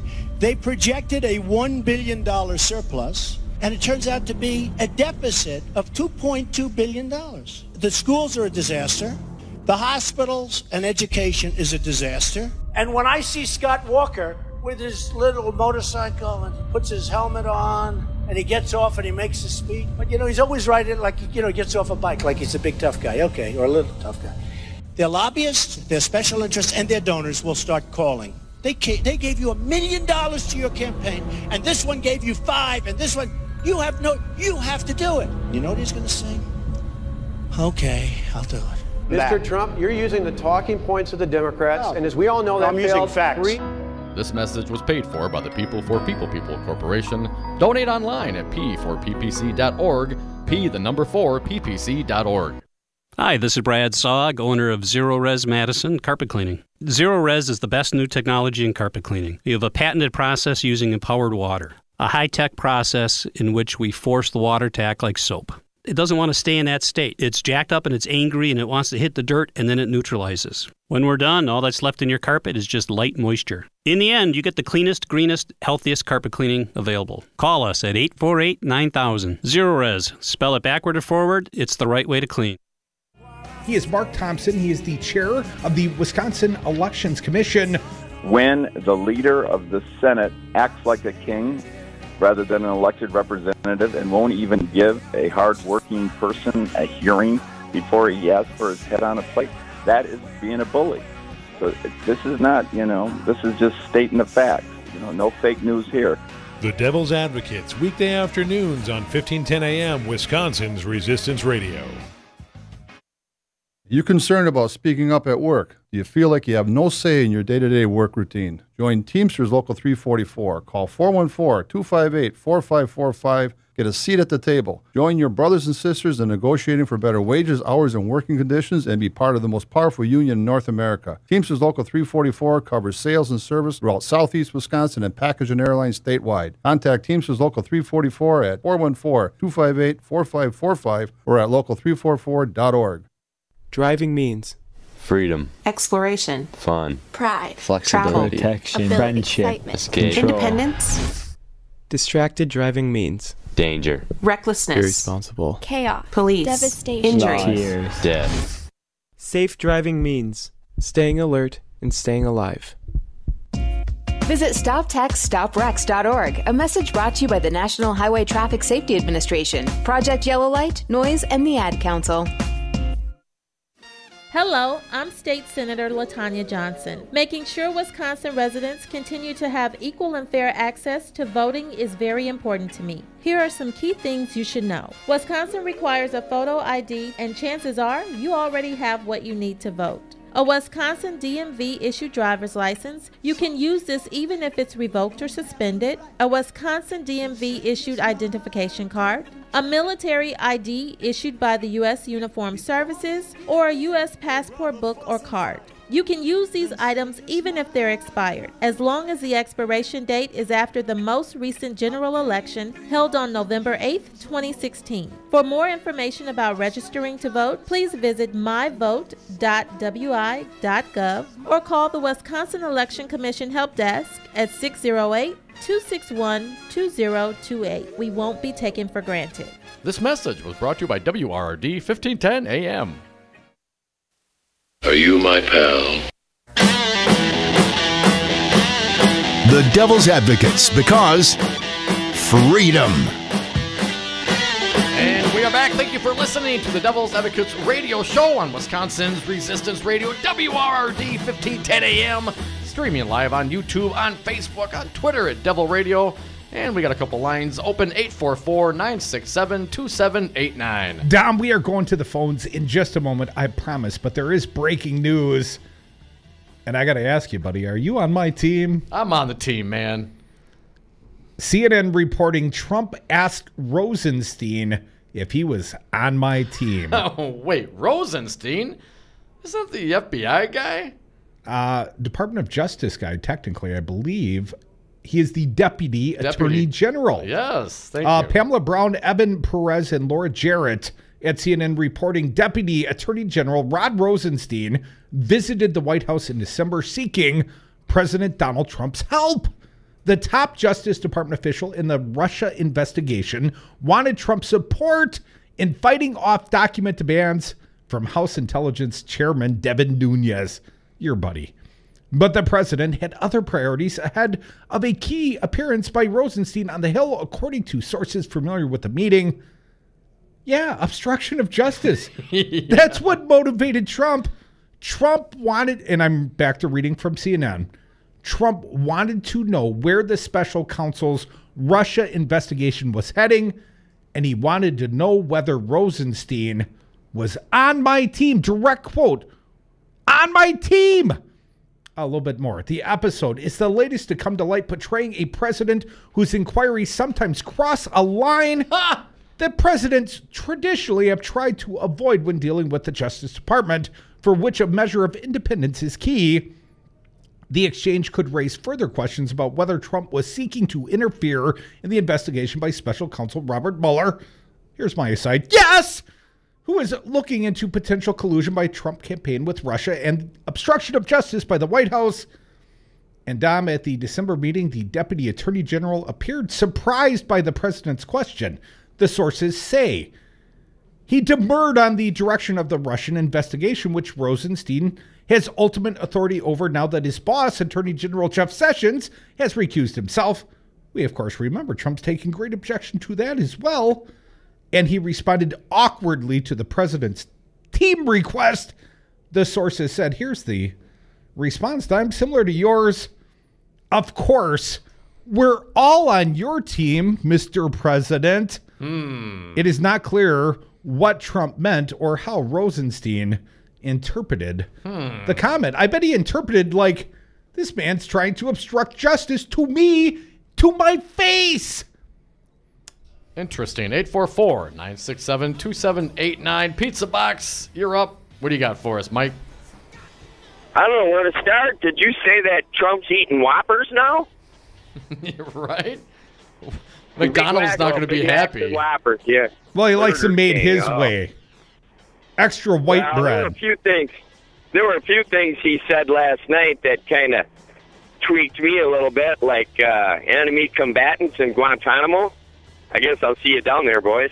Buddy, I couldn't believe the Republican Party got up and cheered. They cheered, what, keeping Guantanamo Bay open? We haven't sent a prisoner to Guantanamo since like 2008. Why in the hell is this a standing ovation-worthy notion? When didn't they cheer? Were they pulling a string and lifting all these clowns up at the same time? Because it's like watching Walker. Yeah, that took a long time because you guys wouldn't sit down. You know, I took notes, and there's a lot of stuff in between. There's a lot of, sit down and shut the you-know-what up. Oh, F. Paul Ryan. Oh, F. McConnell. F. Mnuchin. How about that monstrous administration that came walking in? Pizza Box Mike, appreciate your call. More callers next. 844-967-2789. Get on our team now. How about a Fresca?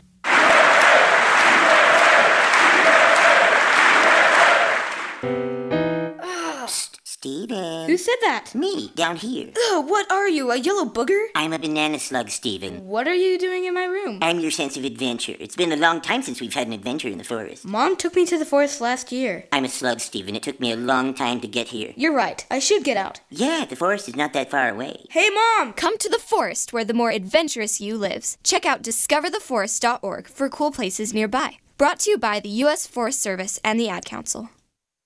Today we decided to walk to school. The light counted. 15, 14. 13? We took a left on Carroll Street. Danny's smart, but he gets distracted. He realized he forgot his homework. I hope he doesn't have another bad day at school. When you can see learning and attention issues from their side, you can be on their side. That's why there's Understood.org, a free resource for the parents of the 1 in 5 kids with learning and attention issues. Go from misunderstanding to Understood.org. Brought to you by Understood and the Ad Council. You are listening to Wisconsin's Resistance Radio, WRRD, 1510 AM, Milwaukee, Waukesha. There is not a gun to my head right now.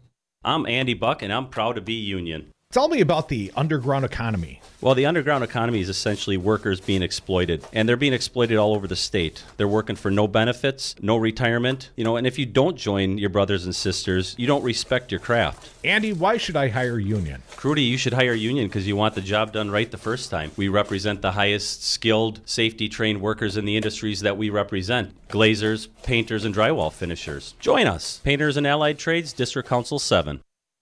Only in the forest can you see this. And this. And this. But nothing beats the moment you see that.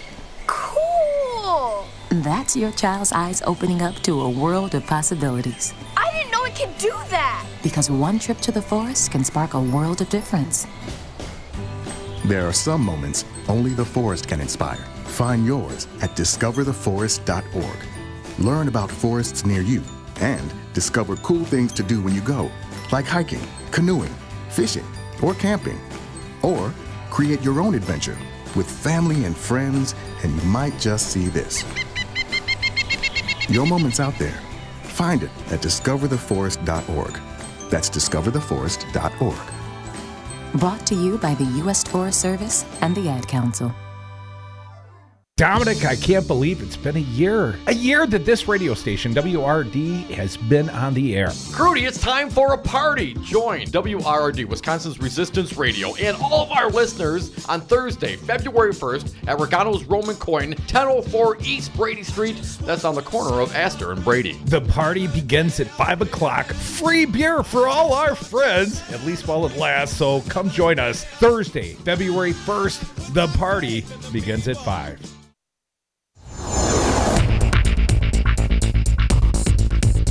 Good afternoon. It is 3:32 for 1510 AM, WRRD, Wisconsin's Resistance Radio. My name is Brian Kelly, and I have a Waukesha Minute for you. The city of New Berlin is one step closer to their plan of having a major park and trail system in their city center. New Berlin was recently awarded a 5-star and Urban Waters grant that it will use to develop a public trail and gathering place park in the city's most urban neighborhood surrounding the intersection of Moreland Road and National Avenue. The idea of a park in the city's center dates back over 20 years. Funding for the grant is provided by the U.S. Environmental Protection Agency, the U.S. Fish and Wildlife Service, the U.S. Forest Service, FedEx, and the Southern Company. Tonight, mostly cloudy, low of 13. Tomorrow, mostly sunny and windy, temps falling to about 9 by noon. Currently, we're looking at 37 degrees in Waukesha, 39 in Milwaukee. For 1510 AM, my name is Brian Kelly. We don't know who you are or where you're going. The Devil's Advocates, tackling the issues you're not allowed to talk about at the dinner table. Welcome back to the Devil's Advocates Radio Show. We want your thoughts, opinions, your phone calls primarily, although you can tweet us at Devil Radio. If you call us, you can be super cool and be on our team and join us on the air at 844-967-2789. Dom, I think we got a friend holding. Yeah, before we get to the phones, be patient. Quick update here on some of the stories we've been discussing. Danny Noonan has pushed back against the FBI in a statement today. And here's what he said according to The Hill. Listen, miss. Having stonewalled Congress's demands for information for nearly a year, it's no surprise to see the FBI and the DOJ issue spurious objections to allowing the American people to see information related to surveillance abuses at these agencies. Nunes, the chairman of the House Intelligence Committee, said in a statement, he goes on, the FBI is intimately familiar with the quote-unquote material omissions with respect to their presentations to both Congress and the courts, and they are welcome to make public to the greatest extent possible all the information they have on these abuses. Regardless, it's clear that top officials used unverified information in a court document to fuel a counterintelligence investigation during an American political campaign. Sit down, Danny. You mean information like Carter Page might have been a Russian operative, literally a Russian spy? Once the truth gets out, Noonan goes on, we can begin taking steps to ensure our intelligence agencies and courts are never misused like this again. What did Mark Pocan say yesterday on this show? He had read the memo. What did Mark say? I think Cut 98 best sums it up. You know, I read that memo last week. I think I was the 10th or 11th Democrat to read it. And after I read it, I looked at the staff person, and I was in a classified setting, and I'm like, there's nothing here. This is like a piece of lettuce between two buns. Like, what are we even talking about? Well, there's a man who's actually read the memo, the Danny Nunez memo, and our friend Mark Pocan says there's no there. It's as unfulfilling as a lettuce burger. Or sex with Dominic. 844, hey, man. You were I had to throw that in there. You were all about it last time. 844-967-2789. We always leave you with a smile. Chris from Sun Prairie, you are next. Welcome. What do you got for us today? Welcome to the team, Chris. Hi. Well, I kind of wanted to talk a little bit about the State of the Union. I didn't watch it. I just wanted to talk, though, about the Democrats. I think that they're really, really missing the mark here. They can't put up candidates like Joe Kennedy and expect people that want, lower prescription drug prices to vote for them. We need candidates that don't have conflicts of interest, and my understanding is that, he has, investments with pharmaceutical companies, and he's got some dealings with them. And I think that we really have to... And he's opposed to single payer, and I think most of the progressive wing of the Democratic Party is all down for single payer. Joe Kennedy is not, to my understanding, Chris. Yeah, and it's not just Joe Kennedy, okay? I mean, they've already floated out there, Joe Biden. They have floated, a couple of people. I even saw Kerry come around again. I mean, are they kidding me? We don't want this. I think that the people were very clear in the agenda that we wanted, and it's Bernie's agenda. And I'm still for Bernie. I still think that Bernie has a very good chance in 2020. I will be 100% behind Bernie, regardless of what he runs as. And I really think that if the Democratic Party is going to change, we're going to need a massive amount of people to go in and make it change. It's not going to just change just because everybody's throwing rocks at it. And I really think that we need people to en masse go into the Democratic Party and make them do what we want them to do. Chris, did you watch any of the Bernie Sanders response post-speech?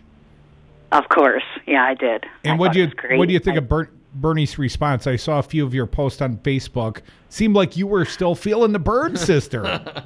I've always still felt the burn. I've never given up on Bernie. I don't feel betrayed by Bernie like a lot of people I know do, because Bernie was very honest going into this. I don't think Bernie thought he had a chance of winning, really. And I think he was amazed with getting the worldwide coverage that he did. But he has it now. Bernie's a name, You say Bernie, and people know who you're talking about. Bernie can win the next election, with or without the Democratic Party. He's got the name recognition. He can get out there. Nobody could get around it before, but Bernie has. So I still believe in Bernie. Well, Chris, you're clearly on Bernie's team. There'd be no question of loyalty there. Yeah, I don't think that question would even need to be asked. Thanks for the call, Chris. And if you got to ask that question, don't you already kind of know the answer? Are you on my team, Dom? 844-967-2789. Rod from East Rutherford, you are next. Thanks for calling. What do you got for us today? Oh, boy, I got so much for you, I'll tell you. The Republicans and Donald Trump have been spreading so much male bovine fertilizer to fertilize most of the corn and wheat fields in the Midwest. But, and the speech, and basically Trump's presidency, that was pure Roy Cohn, if you know who he was. Yeah. Roy Cohn was basically the man who prosecuted Alger Hiss, who worked with Richard Nixon and some others back during the Red Scare and Hollywood blacklist years. Well, he got started with McCarthy, and of course he was a mentor to Donald Trump. Absolutely. And so he has a rather unsavory reputation to begin with. The person who brought up marijuana, she might go back and check and see, marijuana was basically outlawed back at the after Prohibition because the guy that had been appointed by the Republicans, and also I would mention that J. Edgar Hoover was appointed by Coolidge. The guy that had been appointed to head up Prohibition, when Prohibition put this guy out of, the end of Prohibition put this guy out of a job, he started looking around for another target to go after, and he chose marijuana. So I forget the guy's name, but you can probably Google it and find out. There's so much information out there, and I agree with you about Joe Kennedy. I was basically disappointed by what I heard. I think what we really need to do is revive the New Deal Democrat Party. The New Democrats have got to go. We need to get some New Deal Democrats back in there, people that honestly believe in helping the people. Rod, I completely agree with you. I think our friend Chris, she also feels like the New Deal Democrat is Bernie Sanders. And I thought it was Randolph Hearst, and he was had a bunch of lumber and had a bunch of newspapers, and he didn't want his newspapers being printed on hemp stock. So my understanding that part of the push to, criminalize marijuana, not only was it to go after the jazz singers and the darkies, it was to go after the replacement to the paper industry, the hemp industry. Come on, who needs trees anyway? 844-967-2789. We got time for one more caller this segment. It's Mark from Prairie du Sac. Hey, Mark, welcome to the Devil's Advocates. What do you got for us? Hey, Mark. Hello, Mark. Paper. Hey, there you are. And for the State of the Union address, apparently Trump is now attacking civil service, and that to just have all patronage appointments for all this kind of thing. And Mark, hold on 1 second on that thought. You talk about Trump attacking civil servants. Maybe that's the only Trump sound we should play for the audience. Fancy Brian, I believe this is Cut 93. I think he's trying to extend the power to his cabinet to fire anyone they want. Well, you might think it's going after civil servants. I think it's a backdoor to go after the special counsel, but let's play it for the people. Cut 93. So tonight I call on Congress to empower every cabinet secretary with the authority to reward good workers and to remove federal employees who undermine the public trust or fail the American people. And that's the part you took greatest objection to, Mark? Well, I take objection to the whole thing, but I mean that, and I posted out on the Facebook page. There's a picture from the 1880s, late 1800s, by Bernard Gillam. The true meaning of Republican harmony, where the notables of the day are sacrificing civil service reform on the altar of patronage. It's just the same old song for these guys. I mean the civil service system used to be, and it wasn't even prior to civil service, they were all patronage jobs for these political jobs. Right. The new party would come in and they'd appoint all their buddies and fire everybody else that was there. And I don't think it's exclusively going after the special counsel, except that would be a real treat for the Donald. But I think they want to get rid of all the people that actually believe in climate change at the EPA or, safe food and drug laws and all that kind of thing. Well, Mark, I think they're doing that now. We appreciate you listening from Prairie du Sac, buddy. CDC director got fired or apparently stepped down today, my understanding. She got the job and then started buying stock in tobacco companies, Dom. Well, she's got very complex investment vehicles, and, how do you say no? You regulate the industry. You say no because you're conflicted of interest. And let's talk about Donald Trump asking Congress to end the rule of law. Come back with us. More Devil's Advocates, perhaps more of your calls. 844-967-2789.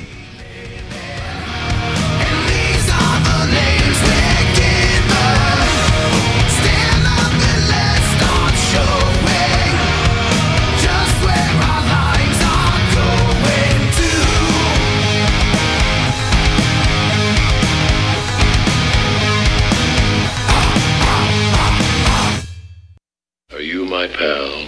You're fired. You're fired. You're fired. You're fired. You're fired. You're fired. You're fired. You're fired. You're fired. You're fired. How about a Fresca? Have you outgrown your house? Are you sick of apartment living? Not ready to buy but know you need to move? Hi folks, this is Tom Hartman for CCL Management in Middleton. You should consider moving up to one of the finer rental homes CCL Management represents. Unique houses and condos, always clean, most are pet friendly. Visit cclmanagement.com today to find your new home. CCL Management, Dane County's premier leasing and property management company. Call CCL Management at 833-0009. That's 833-0009 or visit cclmanagement.com today. Going through divorce is a very emotional time in someone's life, and when I went through my first divorce, I really needed someone to help me through the legal aspects of what my rights were. That's why I got in contact with Lawton & Cates. The attorneys at Lawton & Cates. It's who you turn to for legal advice. 282-6200 or lawtoncates.com. When you need an attorney, trust the voice of experience. The only choice, Lawton & Cates. Hi, I'm Todd Stryker, President and CEO of Five Nines. Have you got your head in the clouds on how to manage IT for your enterprise? We can make your dreams a reality. With our enterprise cloud technology, consulting, servers, networks, and hosting, we'll manage your IT so you can focus on running your business. Consider Five Nines your personal enterprise IT solution. Enjoy technology. For more information, visit fivenines.com. That's the number 5, NINES.com. The Resistance is live 7 days a week here on 1510 AM WRRD, Wisconsin's Resistance Radio. Tune in Sundays for Meet the Press with Chuck Todd from 11 a.m. to noon. Then it's the Jeff Santos Show, kicking ass for the middle class from 12 to 3 p.m. And Citizen Action's Battleground Wisconsin rages from 3 to 4 p.m. Get your groove on with Stu Man PM, politics and music, 4 to 6 p.m. with Stu Daniels. Always streaming at newstalk1510am.com, Wisconsin's Resistance Radio.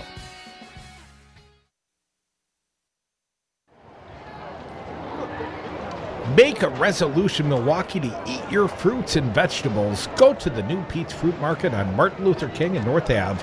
Find the freshest fruit, always the perfect peach. Pete's Fruit Market is a brand new, modern, full-service grocery with an in-store butcher shop. Go see the manager, Vidal, for daily specials at the new Pete's Fruit Market on North Ave in MLK. Tell them that the Devil's Advocate sent you. Have a drink at Regano's Roman Coin. This neighborhood corner tavern is as classic as the street it occupies. Family owned and operated since 1966, Regano's Roman Coin is located in a former Pabst Tide House on historic Brady Street, serving an array of craft beers with a focus on Wisconsin breweries. Also, weekly drink specials, trivia on Wednesdays, seasonal sporting events, parties hosted for all occasions, and pet friendly. Open 11 a.m. Tuesday through Friday, 10 a.m. Saturday and Sunday, closed on Monday. Regano's Roman Coin, Milwaukee's pet friendly, cash only order and classic corner tavern. Whoa. The moment my son saw a redwood tree. It's huge! Is the moment I knew that for him, You can't even see the top of that thing. even the sky has no limit. There are some moments only the forest can inspire. Find yours at discovertheforest.org. Learn about forests near you and discover cool things to do when you go. Your moment is out there. Find it at discovertheforest.org. Brought to you by the U.S. Forest Service and the Ad Council. My name is Lola Silvestri, and I'm going to be 95 this year. I was very independent. I fell, and I had to have Meals on Wheels. America, let's do lunch.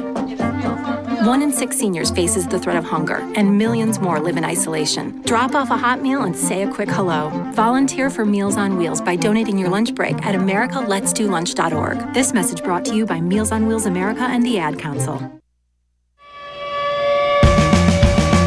The Devil's Advocates. Rock and roll political commentary in a top 40 world. And we are back. Thank you for listening to the Devil's Advocates radio show on Wisconsin's Resistance Radio, 1510 AM WRRD. We can take your phone calls toll-free nationwide, 844-967-2789. Dominic, we got a big party tomorrow. People, please don't forget to join us at the Roman Candle right here, Brady and Astor Street. Roman Coin. My bad. Sorry, man. I always like being corrected on the radio, but, you know, sometimes it's merited. So only when you're wrong. You must have misheard me. Roman Coin, Brady and Astor. Tomorrow, party starts at 5. I'll be there. Yeah. And anyone who's not on my team might have some, KP duty in the back. Clean the toilets. I'll tap the keg. I'll make sure the beer keeps running. Join us at the party. We'll buy you your first beer, and I think there's swag and stuff we're giving away. We're going to have some fun. We were just talking to Mark on the phones. You could be like Mark, 844-967-2789. I want to make sure I got the story right. CDC director, that Center for Disease Control, Director Brenda Fitzgerald resigned. That's today. Dr. Brenda Fitzgerald, director of the U.S. Centers for Disease Control and Prevention, resigned Wednesday, a day after Politico reported Fitzgerald's purchase of tobacco stock after she took the position at the nation's top public health agency. Such an investment is obviously at odds with the mission of the CDC, considering cigarette smoking will result in the deaths of nearly 500,000 Americans this year. Smoking remains the leading cause of preventable death in the United States. And the CDC slogan is 24/7 saving lives, protecting people. Our slogan is kicking ass every day. But Fitzgerald bet against the mission just 1 month into her tenure at the agency when she purchased stock in a tobacco company, one of the very drugs she's supposed to be leading the crusade against. One more thought. News of her stock purchases was first reported Tuesday. According to that report, Fitzgerald bought tens of thousands of dollars in new stock holdings in at least a dozen companies, including Japan Tobacco, which produces 4 products for the domestic United States marketplace. So she's out? Apparently, she resigned in disgrace. When will Trump follow her lead? That would be nice. Clear the field. Let a true conservative through. Mark also brought up this issue, and I want to reiterate this again. And I'm going to refer to a Slate article regarding Trump's speech last night. The title in Slate, Donald Trump just asked Congress to end rule of law. We played the cut last segment, but I will read it again. Tonight, Trump said, I call on the Congress to empower every cabinet secretary with the authority to reward good workers and to remove federal employees who undermine the public trust or fail the American people. Now, Slate goes on with their analysis, in which I concur. I'd like to get your opinion. By design, Slate says, it's easy to overlook the true significance of the second half of that phrase, but dwell on it for just a moment and imagine what this would actually look like in practice. Under Trump's proposal, any cabinet secretary could decide that, say, a law enforcement official investigating the president had undermined the public trust or failed the American people and fire him on the spot. In other words, Trump is calling for an end to any semblance of independence for the IRS, the FBI, the Department of Justice, or any other federal agency. He just wants them all on his team. Right. To be sure, such legislation is unlikely to pass, while the constant standing ovations for Trump from the Republican benches demonstrate the degree to which the GOP has now embraced the president. One might say they've merged their agendas, Tom. They are not yet at the point of dismantling the rule of law quite so brazenly. Even if they did, the Supreme Court would be very likely to strike such a law down as unconstitutional. But the fact that Trump's authoritarian demand is unlikely to be realized anytime soon does not make it unimportant. In his first State of the Union, the 45th President of the United States asked Congress for the authority to end the rule of law. And that, not Trump's supposedly unifying policy proposals, much less his supposedly presidential ability to read a speech off a teleprompter, should be the headline of every newspaper tomorrow. Well, this was written last night, and that should be today, and it is something that I also take note of and object to as well. It's not Friday. We air grievances on Fridays, Don. Anytime we discuss this guy, we're airing grievances. That's what it is to look at this administration and comment on it. Let's play that cut one more time, if we could, Fancy Brian. Referencing cut 93. This was Trump in his State of the Union address. This is what the Slate article referenced. Donald Trump just asked Congress to end the rule of law. So tonight I call on Congress to empower every cabinet secretary with the authority to reward good workers and to remove federal employees who undermine the public trust or fail the American people. Now, I want to play a couple more from Trump. I didn't promise I wouldn't. Play cut 94, Trump describing the end of the war on clean coal. Well, apparently he started a new war on renewables today, Don, but let's play that cut from last night, cut 94. We have ended the war on American energy, and we have ended the war on beautiful, clean coal. Dominic, from the look on Melania's face last night, that beautiful, clean coal might be the only action Trump gets for a while. You brought it up, Crudy. Read a quick headline here from The Post. I'll just jump on the first paragraph. The Trump administration today is poised to ask Congress for deep budget cuts to the Energy Department's renewable energy and energy efficiency programs, slashing them, Crudy, by 72% overall in fiscal 2019, according to draft budget documents obtained by the Washington Post. The Trump administration intends to cut renewables by 72%, but Donald Trump's out there bragging about his beautiful clean coal. Here's another one. Again, I felt like he was trolling this, standing for the anthem. Why don't you just say, take that son of a bitch out of here? Play Trump 95. Preston's reverence for those who have served our nation reminds us of why we salute our flag, why we put our hands on our hearts for the Pledge of Allegiance, and why we proudly stand for the national anthem. Those that serve the country, you do not count yourself amongst them, you 5-time freaking draft dodging POS. Was that the unifying part of the speech? I guess I'm unclear on what Republicans consider unifying. Was that the reaching out across the aisle? Was that the acknowledgement that we are a great union, albeit not a perfect union, and that we have a lot of work to do as a government, as a society? Was that what that was? Dom, I was just waiting for the Republicans to chant along, White Lives Matter. White Lives Matter. USA. USA. America First, I think that was first used by the Klan. It was only appropriated by Donald Trump. Really? Yeah. Huh. America First. That's one of those dog whistles. Come back with us. Devil's Advocates Radio Show, the happy hour, is about to start right here on Brady. Crack a cold one. I'm a little thirsty. It's time.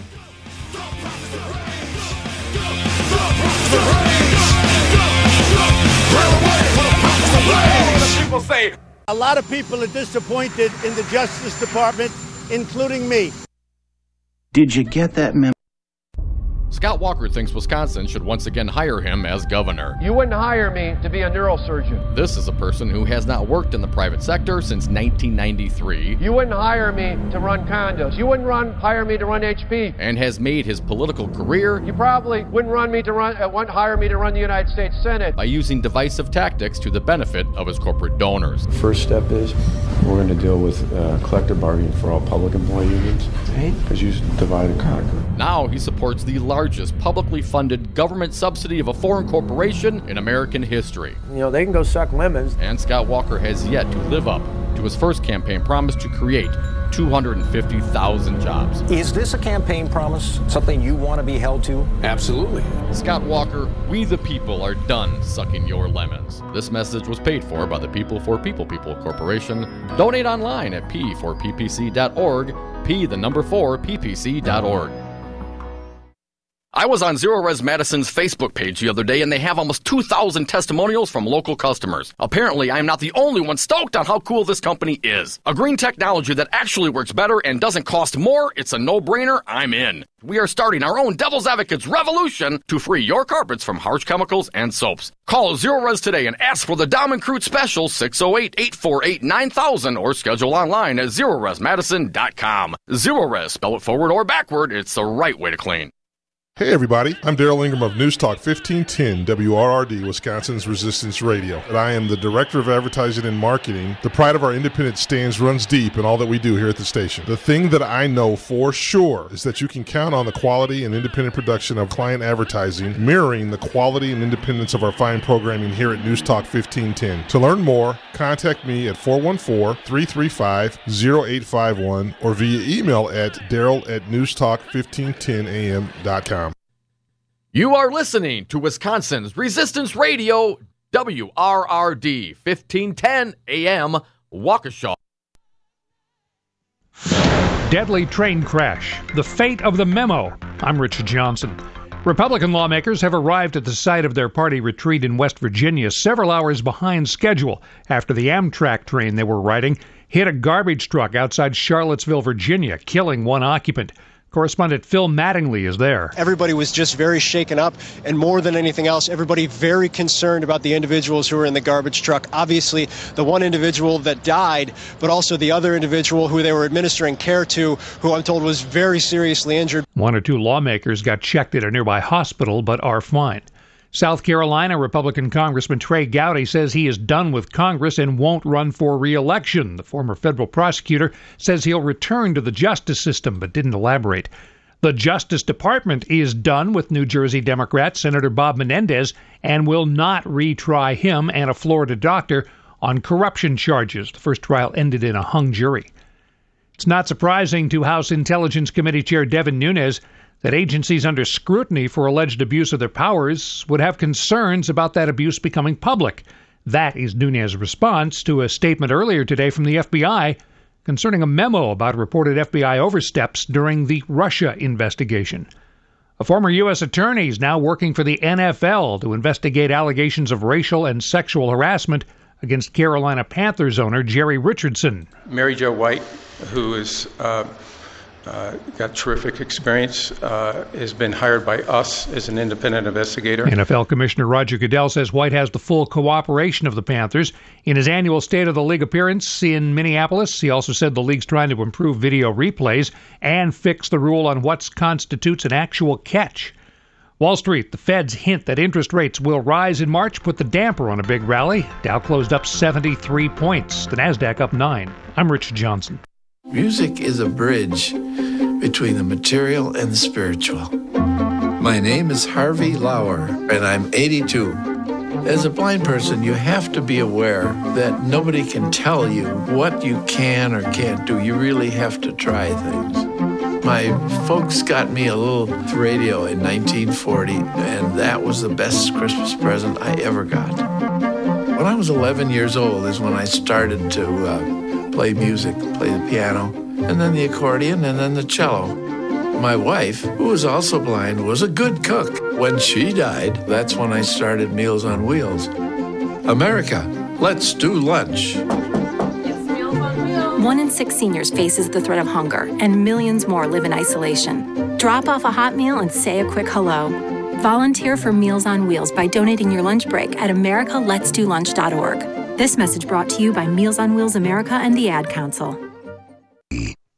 Another potential airbag problem is behind a new big recall. Toyota is recalling some 645,000 vehicles to fix an electrical problem that could stop airbags from inflating in a crash. Some of the automaker's most popular brands are on the list, which includes Prius, Lexus, Corolla, and Highlander. Toyota says an open electrical circuit could occur over time. That would set off a warning light and could stop the side and front airbags from deploying. All of the vehicles came off the assembly line between May of 2015 and March of 2016. I'm Jan Johnson. Inventory may be tight, but homes are still moving. National Association of Realtors says buyers signed 5.7% more contracts for existing homes during December than in November.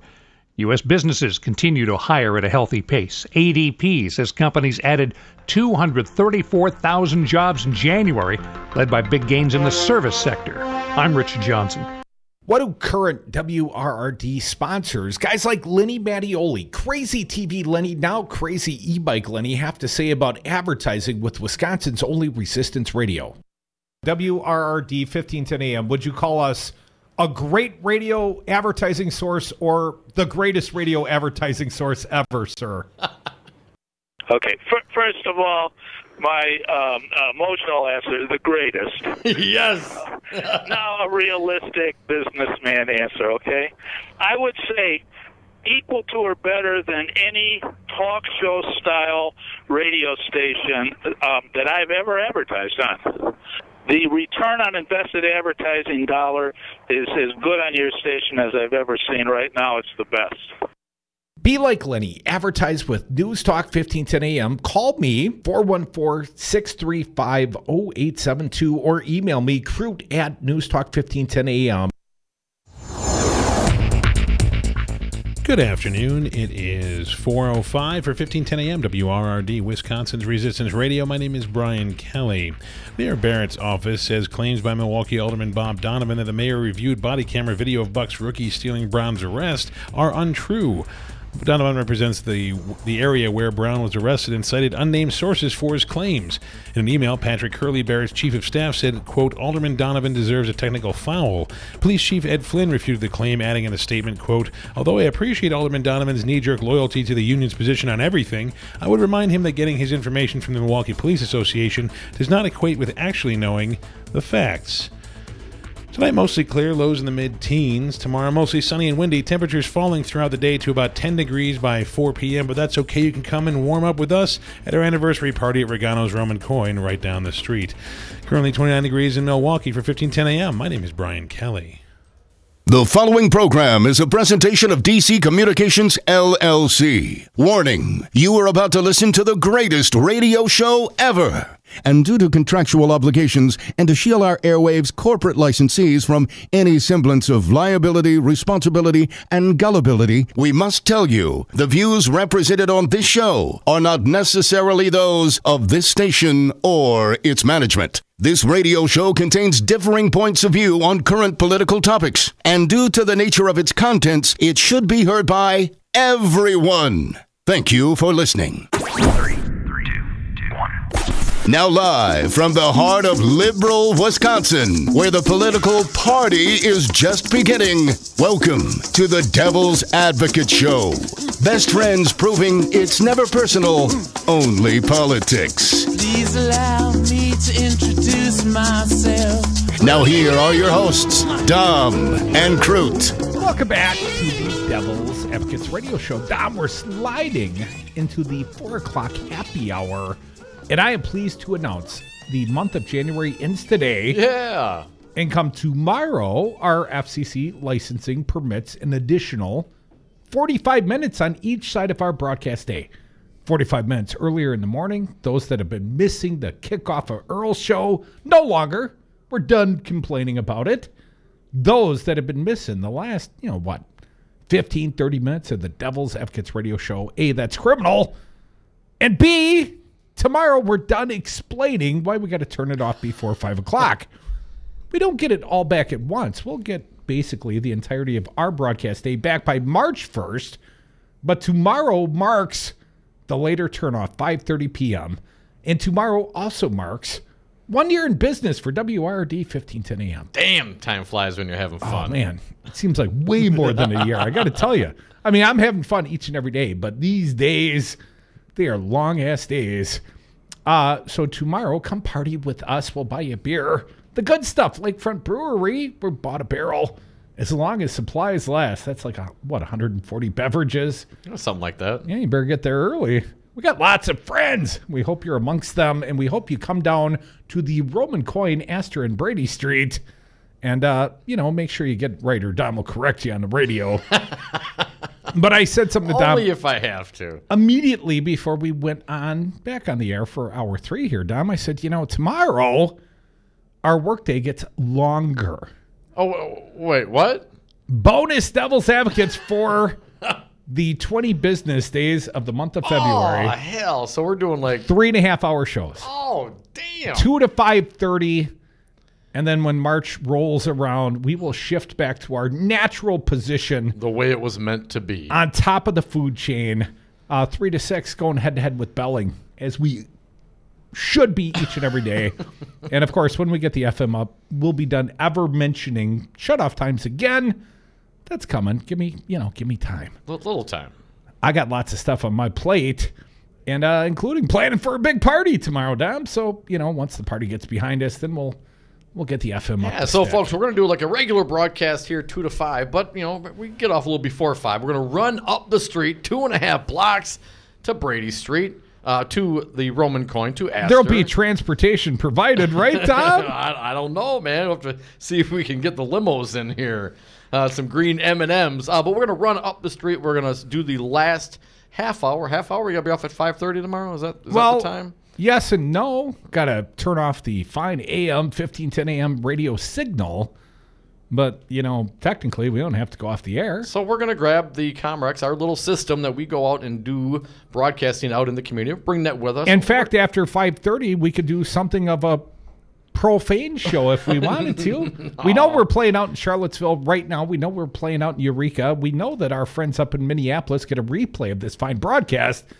But, Dom, they all think we're done by 5.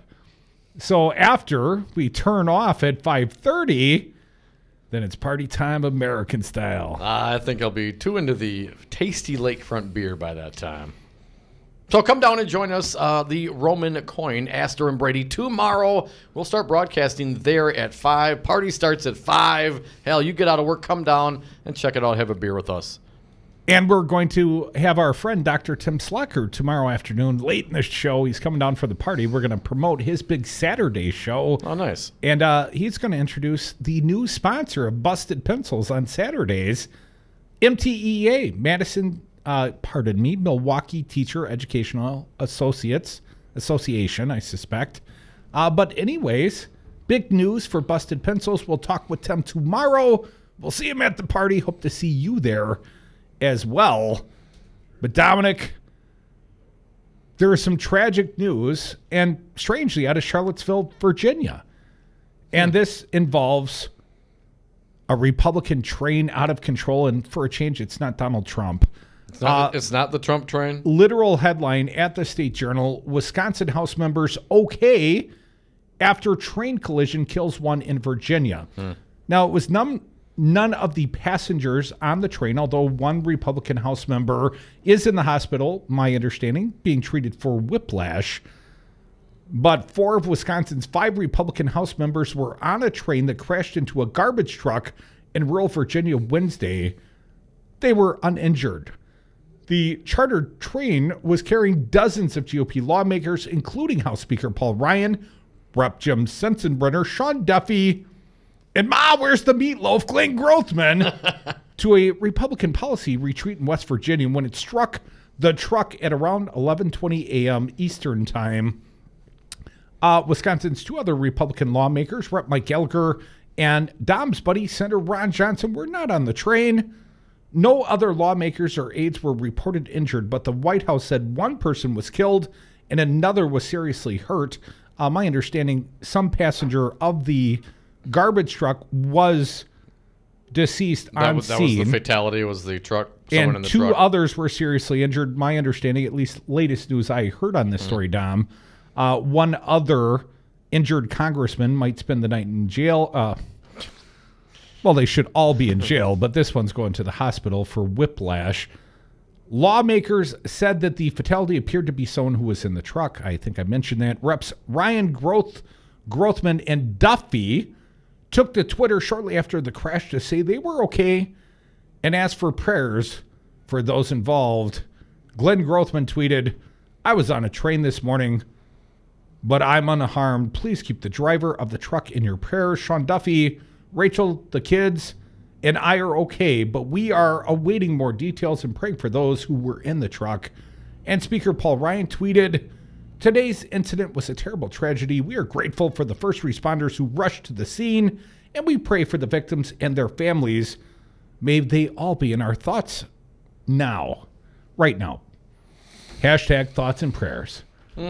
Republicans always have thoughts and prayers. I bet they're going to have some, anti-Amtrak legislation. I bet it's hot off the presses come next week. I do wonder what the circumstances of this unfortunate crash. Rural train crossings. Yeah, was there a marker? What's the specific? And I'm certainly tragic that the driver lost his life. Others are injured. That's never a good thing. But you got to wonder what the circumstances were surrounding the crash. Now we understand Trey Gowdy is outie. Gowdy is outie. He's choosing not to run for re-election. So another Republican. And let's not forget, he is also a committee chairman, Trey Gowdy. And I wasn't clear. He was the Benghazi guy. He was the Benghazi guy. Yeah, the slick back hair looked like Malfoy or something from Harry Potter. But he didn't have like a big issue, a competitor or getting primaried or any big debt. I mean, he's got a pretty safe seat, to my understanding. Why would he leave now? Perhaps he can read the tea leaves, and he knows an impeachment might be forthcoming. Wouldn't you want to be part of that, Trey Gowdy? I mean, you're part of the Benghazi. Why wouldn't you want to be part of the impeachment?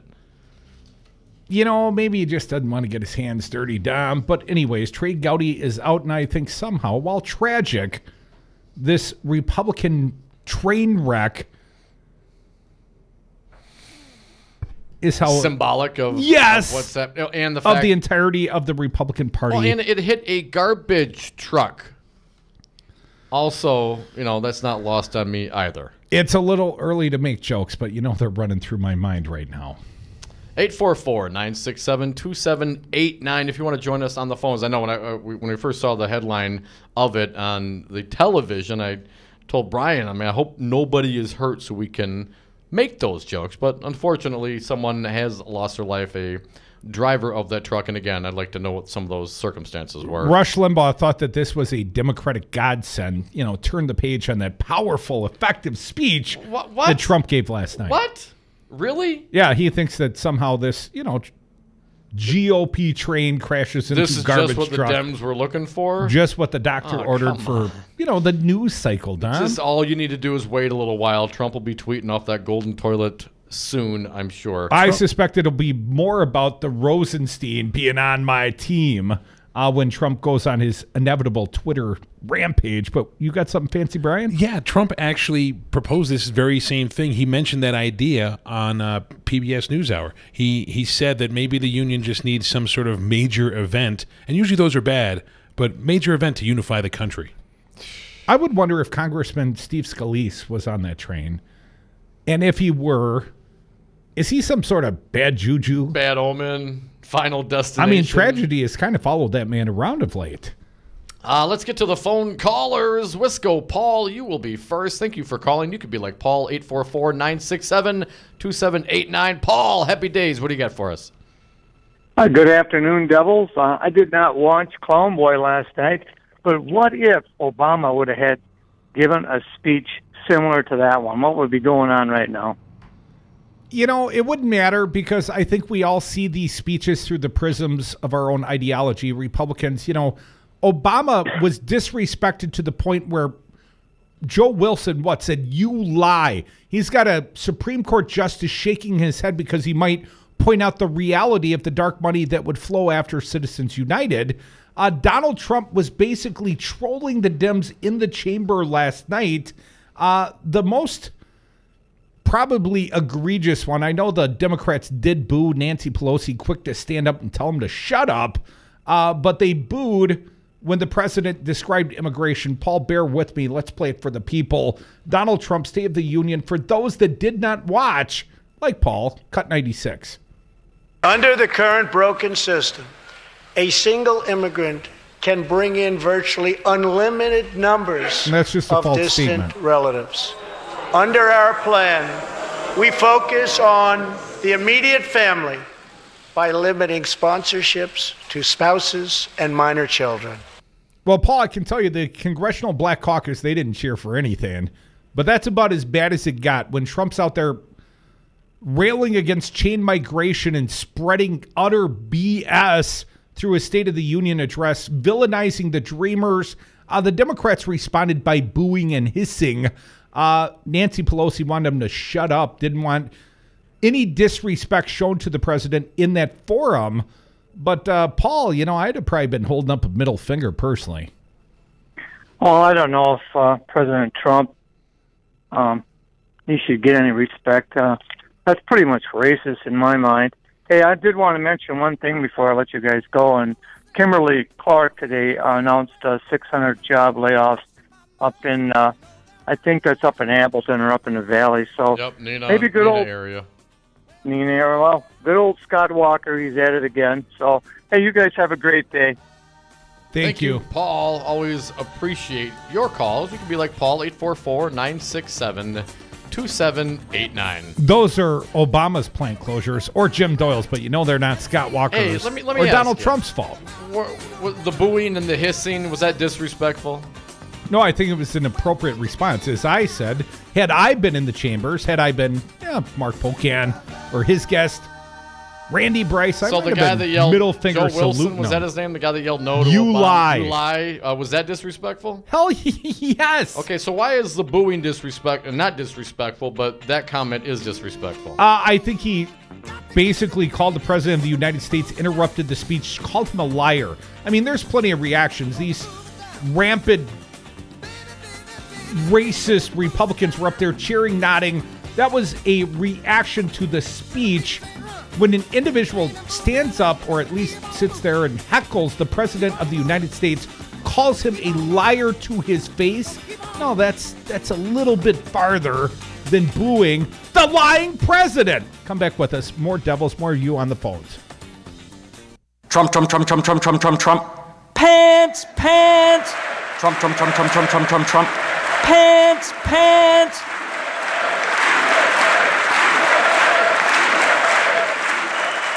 My name is Adam Holmes, and I'm proud to be union.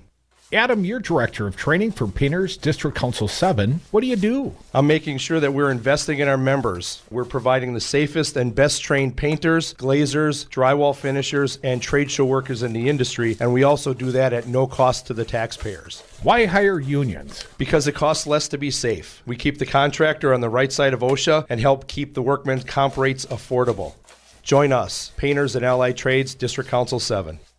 Every hiring manager knows that a company is only as good as the people it's made from. So where do you find the best people? That may surprise you. Meet the grads of life. Young adults of unique determination and experience. An ideal fit for your company in an entry-level position, internship, or even mentorship. They might not have every qualification you typically look for, but they're exactly who your company needs. This is talent worth knowing about. Go to gradsoflife.org to learn how to find, cultivate, and train this great pool of untapped talent. Brought to you by the Ad Council and gradsoflife.org. Hello, I'm State Senator LaTanya Johnson. Making sure Wisconsin residents continue to have equal and fair access to voting is very important to me. Here are some key things you should know. Wisconsin requires a photo ID, and chances are you already have what you need to vote. A Wisconsin DMV issued driver's license. You can use this even if it's revoked or suspended. A Wisconsin DMV issued identification card. A military ID issued by the U.S. Uniformed Services, or a U.S. passport book or card. You can use these items even if they're expired, as long as the expiration date is after the most recent general election held on November 8, 2016. For more information about registering to vote, please visit myvote.wi.gov or call the Wisconsin Election Commission Help Desk at 608-261-2028. We won't be taken for granted. This message was brought to you by WRRD 1510 AM. Do you own a rental property, or would you like to partner with a rental investment team? Call the pros you can trust at CCL Management. Rental expertise second to none, a general contractor on staff to direct repairs and improvements, and real estate brokerage services tailored to the small investor. If you're ready to invest in rental property, or just need professionals to manage your real estate portfolio, call us, CCL Management, at 608-833-0009, or visit us on the web at cclmanagement.com. When you need an attorney, trust the voice of experience. The only choice, Lawton and Cates. I needed an attorney because I was injured at work. I wanted to find a reputable attorney. The results that I got with Lawton and Cates were very good. I'm very happy with the way I was treated and the end result that I got. Trust the voice of experience. Call the attorneys at Lawton and Cates. 282-6200. 282-6200. Hi, I'm Anton Capella. As Chief Technology Officer at Five Nines, I work hard to be a leader in my industry, and I know the challenges posed by changing technology. It's my priority to make sure your network is up over 99% of the time. There's no question, trying to manage your own business IT is risky, costly, and time-consuming. Don't let IT overwhelm you. Learn more about Five Nines at fivenines.com. That's the number 5, NINES.com. Dominic, I can't believe it's been a year. A year that this radio station, WRD, has been on the air. Crudy, it's time for a party. Join WRD, Wisconsin's Resistance Radio, and all of our listeners on Thursday, February 1st at Regano's Roman Coin, 1004 East Brady Street. That's on the corner of Astor and Brady. The party begins at 5 o'clock. Free beer for all our friends, at least while it lasts, so come join us. Thursday, February 1st, the party begins at 5. When they go low, we get high. Dom and Krutz are the Devil's Advocates. And we are back. Thank you for listening to the Devil's Advocates radio show. It's the 420 break on WRRD, 1510 AM WRRD. You can join us on the phones, 844-967-2789. Dominic, I understand we got a friend of ours from Charlottesville, Virginia, waiting on the phones. Let's go to him now. He's Jeff Leonard. Jeff, welcome back to the show, man. Your town just cannot catch a break. We cannot catch a break. Hey, happy anniversary, guys. You're making me look bad. Thank you, Jeff. I gave my staff the T-shirts for our second anniversary. You guys are giving away free beer. I got to step up my game. This is Wisconsin, sir. We'd rather, and it's cold, we'd rather have no shirt and free beer up here. I get it. So, yeah, today about 11:30, a call came into ECC. A Priority 1 train hits a truck out just west of town. Crozet is a little bit west of our town. It's right where the trains begin to climb the Blue Ridge Mountains.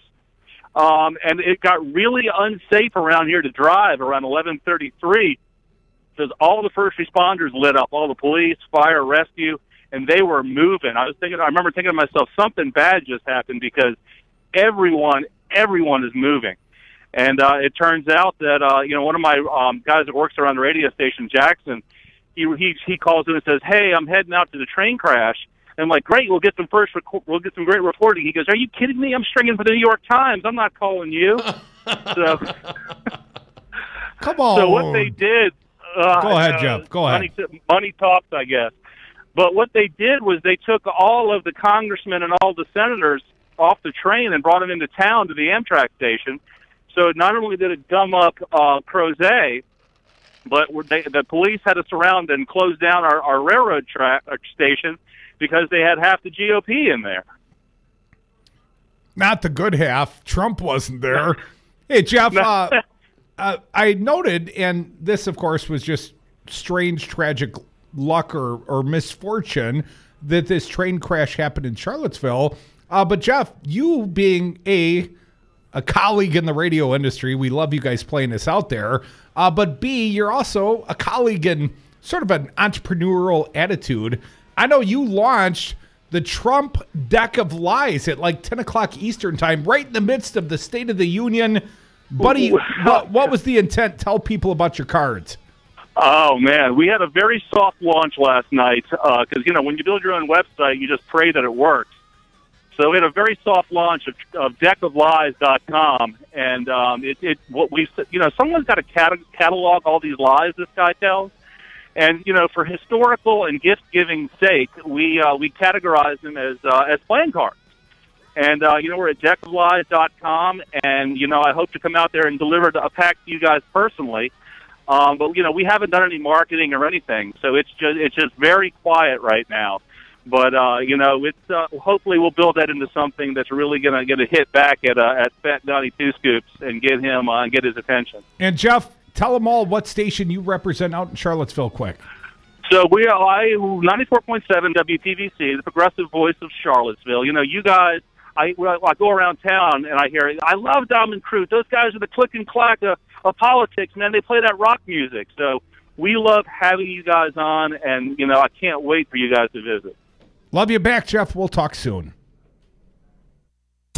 Man, do I love card night. You ready, boys? You got a king? Go fish, Dad. Oh, come on. This is WWE superstar Titus O'Neil. It only takes a moment to make a moment. Take time to be a dad today. Learn more at 877-4DAD-411 or visit fatherhood.gov. Brought to you by the U.S. Department of Health and Human Services and the Ad Council. We got Mark Pocan live via phone. Mark, does Paul Ryan hate poor people? Oh, he hates poor people and middle-class people. I mean, I think when he was probably 5 years old playing with Play-Doh, trying to, adjust the taxes on Play-Doh. And so, to be fair, I think he's doing what he always said he was going to do. It's just no one actually believed he was either that cruel, evil, or dumb to do it. The Devil's Advocates, weekday afternoons on 1510 a.m. Wisconsin's Resistance Radio. Hello, I'm State Senator LaTanya Johnson. This year's primary will be held on February 20th, and the spring election is on April 3rd. We will not be taken for granted. Wisconsin Republican Attorney General Brad Schimmel claims he will further investigate the investigators of the John Doe 2 investigation because it was all a partisan witch hunt. Wisconsin State Rep. Chris Taylor said this. There is absolutely no concern expressed by this Attorney General or these Republican legislators about the underlying criminal conduct that this corruption investigation revealed. Scott Walker was breaking laws. And Brad Schimmel fails to acknowledge the 6 criminal convictions, 4 felonies in the Scott Walker John Doe 1. Was that also a partisan witch hunt? One newspaper has done a good job. It's a national paper, the Wall Street Journal. And AG Schimmel filed an embarrassing hack partisan bull report where he's still looking for the leaker. Get a clue! Wasn't it Eric O'Keefe from Wisconsin Club for Growth? Well, I was born to do this. This message was paid for by the People for People Corporation. Donate online at p4ppc.org. P4ppc.org. Make a resolution, Milwaukee, to eat your fruits and vegetables. Go to the new Pete's Fruit Market on Martin Luther King and North Ave. Find the freshest fruit, always the perfect peach. Pete's Fruit Market is a brand new, modern, full-service grocery with an in-store butcher shop. Go see the manager, Vidal, for daily specials at the new Pete's Fruit Market on North Ave in MLK. Tell them that the Devil's Advocate sent you. Hi, this is Brad Saug, owner of Zero Res Madison Carpet Cleaning. Zero Res is the best new technology in carpet cleaning. We have a patented process using empowered water, a high-tech process in which we force the water to act like soap. It doesn't want to stay in that state. It's jacked up and it's angry and it wants to hit the dirt and then it neutralizes. When we're done, all that's left in your carpet is just light moisture. In the end, you get the cleanest, greenest, healthiest carpet cleaning available. Call us at 848-9000. Zero Res. Spell it backward or forward. It's the right way to clean. Good afternoon. It is 4:32 for 1510 a.m. WRRD, Wisconsin's Resistance Radio. My name is Brian Kelly. I have some headlines for you. Mayor Barrett's office says claims by Milwaukee Alderman Bob Donovan the mayor reviewed body camera video of Bucks rookie Sterling Brown's arrest are untrue. Another worker with American Sewer Service has been fired after being caught with a gun while on the job in Milwaukee. Harley-Davidson is planning to close its Kansas City assembly plant after sales fell sharply in 2017. BMO Harris Bank has announced they are raising their minimum wage to $15 per hour. And the Bucks are off tonight. They take their 4-game winning streak to Minnesota to play the Timberwolves tomorrow night. Tonight, mostly clear, lows in the mid-teens. Tomorrow, mostly sunny and windy. Temperatures falling throughout the day to about 10 degrees by 4 o'clock. It's currently 39 degrees in Milwaukee, 37 in Waukesha for 1510 a.m. My name is Brian Kelly. Fire, fury, and frankly, power. Bring it? Oh, it's already been brought in. Dom and Krutz are the Devil's Advocates. Welcome back to the Devil's Advocates radio show in the midst of the happy hour. Be happy with us. Join our team. Are you on the team? 844-967-2789. Going back to the phones. Going to start with our friend Profane Ronnie. Ronnie, we're still on the air. Keep it clean, sister. Brian, keep your finger on the button I over will there. do that. I will do that. Hey, Ronnie. You come to the party tomorrow, Ronnie? Well, that's what I'm calling about. I want to say, I'm going to steal some of Dom's words here. I am totally stoked about that party tomorrow. Yeah. And especially since you guys said that afterwards, we'd have a little post-profane broadcast. You know you can count me in on that. We may just give you the mic for the last 30 minutes, Ronnie. Well, after last night, there's plenty to be profane about. Now, so, did you watch the State of the Union address last night, Ronnie? I sure did, yeah. I forced myself. And were you drinking at the time? Well, of course. You have to be. I found myself entirely too sober for the event. Hadn't even gotten through dinner yet. Ronnie, what were your impressions, if I may ask? Just all spin, half-truths, blatant lies, complete pandering to his base. And I mean, his side, literally, they stood for everything. He could have repeated that campaign line, I could stand in the middle of Fifth Avenue and shoot someone and get away with it. They would have stood and applauded that had he said it last night. Crabs for all my Republican friends. Yeah! Yeah. I mean, they were just, little bots. And the reason I watched it is because I wanted to see if, even with the teleprompter, if he could stay on task or if he would, wander off. And every now and then you would catch a little wander when he would throw in, great job. Yeah, that was not in a teleprompter speech, where he just had to get his little Trump touch but in Ronnie, there. for the president, for him, he stayed on task. He did. He kept it pretty much in line. He's so talented. He can read for like 45 straight minutes. Wow. Hey, right. Yeah. Did you happen to notice Melania? That did not look like a happy wife. No, and what was funny is before his speech started, she's up there in the gallery with those guests, and she's smiling and she's talking to them, and they're little socializing. And then when he comes in and starts talking, they showed her, and boom, her face was just deadpan. And I thought, oh, she's so proud of that guy up there. I saw her acknowledge, when Trump would acknowledge people in the gallery, she would smile and acknowledge the people, but I did not see her stand up for even one clap line for her supposed husband. Well, for that, I say good for her, And more importantly, Ronnie, did you watch Stormy Daniels on Jimmy Kimmel last night? I did not. I'm old. I got to go to bed. I get up early for work, so I passed on that. But I did watch Kennedy in his response, and I agree with Dom. The first thing I said is, oh, my God, too much chapstick. Yeah. Too much chapstick. It was distracting. When I was a kid, my mom caught me eating her lipstick, and all I could think about was eating it. Really eating it. We've come a long ways, Dom. It's okay to be transvestite. Okay, Ronnie, but what about the content of Kennedy's statements? What did you think? I know it's hard to get past the chapstick, but what did you think of the words? I thought he was okay.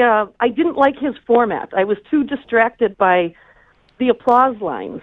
And he said, what we're always saying, inclusion to everyone. And I was not inspired by him because of the chapstick and having the crowd there applaud him. I really did not like that format, and maybe that's just me.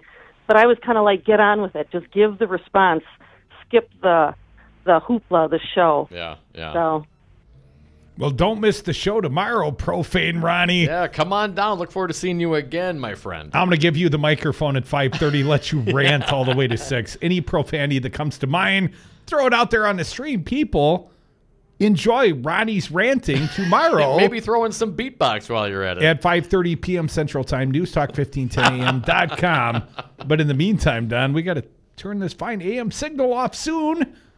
And today being January 31st, last time I got to make that announcement at 4:45. Come tomorrow, tune in 3.5 hours. I'm working overtime the entire month of February for your listening pleasure. Not Dom's pleasure so much. It's fun. I love this job. I love this job too. We talked about second hour went so quick. We're so cool. It just goes so quick. One more wanker bash before we run out of time up the AM stick. Our friend Bruce Murphy, online daily, urbanmilwaukee.com.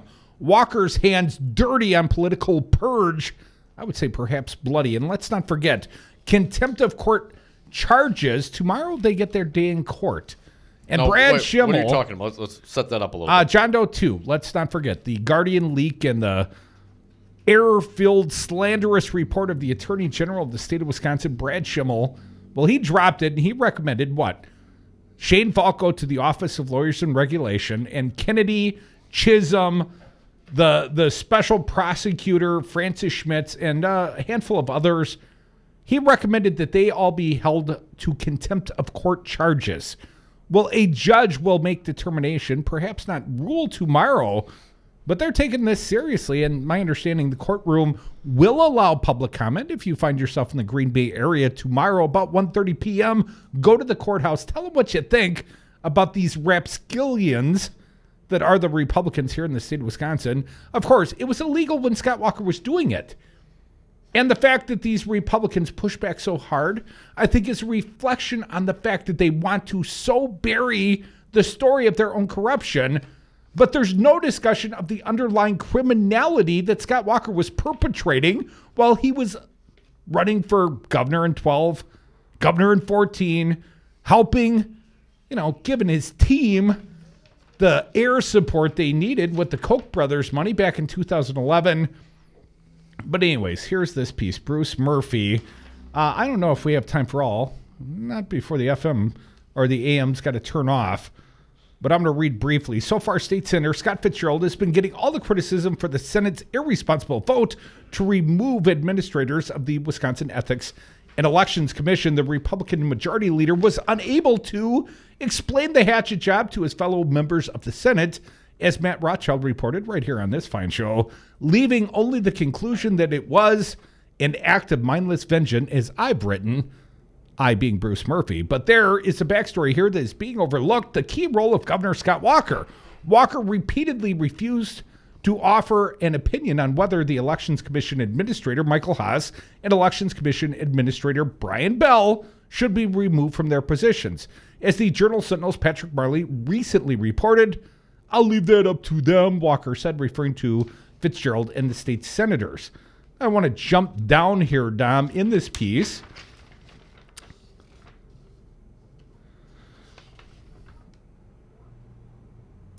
In short, the report that Voss and Fitzgerald were using as a pretext to purge the two state officials was all good as far as Walker was concerned, a clear signal he approved of their plan. In response to Fitzgerald and Voss, both the Elections and Ethics Commissions, all 6 members of each bipartisan board voted unanimously to retain Haas and Bell. This included all 4 members appointed to the boards by Walker. Did the governor come to the aid of the citizens he appointed and side with them against Fitzgerald's decision to override 2 independent boards? Nope. Later, the Elections Commission unanimously voted in favor of a resolution proposed by GOP appointee Dean Knutson asking Fitzgerald and the Senate to hold a public hearing on whether Haas should be fired. Did Walker support this call and back up his commission appointees? Nope. Final thoughts here. Did Walker, I've jumped forward again. Did Walker support this idea? On the contrary, a spokesman for Walker's administration said it viewed the effort to keep Haas in the job as invalid. It would not give him his full pay. Patrick Marley reported Walker's Department of Administration immediately moved to stop paying Haas and Bell their salaries as administrators, as Wisconsin Public Radio reported. Walker, in short, was doing everything he could to enforce the Senate's overthrow of 2 citizen boards. It's not hard to figure out who most wanted Haas and Bells to be punished. Besides Walker, the Doe probe had targeted the Wisconsin Club for Growth, Wisconsin Manufacturers and Commerce, for allegedly illegal coordination of their campaigns. The WNC, in particular, is the fat cat donor whose support is critical to Fitzgerald and all Republican senators. The message being sent by Fitzgerald and strategically supported by Walker was one of sheer fear. Don't you dare investigate or even come near anyone investigating the state's top Republicans or its fat cat donors, or your careers will be ruined, writes our friend Bruce Murphy. Come back with us. More Devil's Advocates. The AM shutting down now. streaming live for the last time at newstalk1510am.com. Anybody here have herpes? There's nobody that understands the horror of nuclear better than me. Herpes, trust me. Did you get that memo?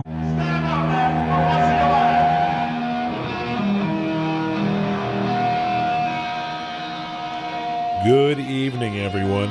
Due to FCC regulations and that we are a daytime AM radio station, this now concludes our broadcast day. But you don't have to leave us. We do stream online 24/7 at newstalk1510am.com. That's newstalk1510am.com. Or check us out on the TuneIn app at WRRD 1510 AM. For those of you already streaming, we now continue regular programming, and please welcome your friends from the radio station. Say hi, everyone. News Talk 1510 AM, WRRD, Wisconsin's Resistance Radio.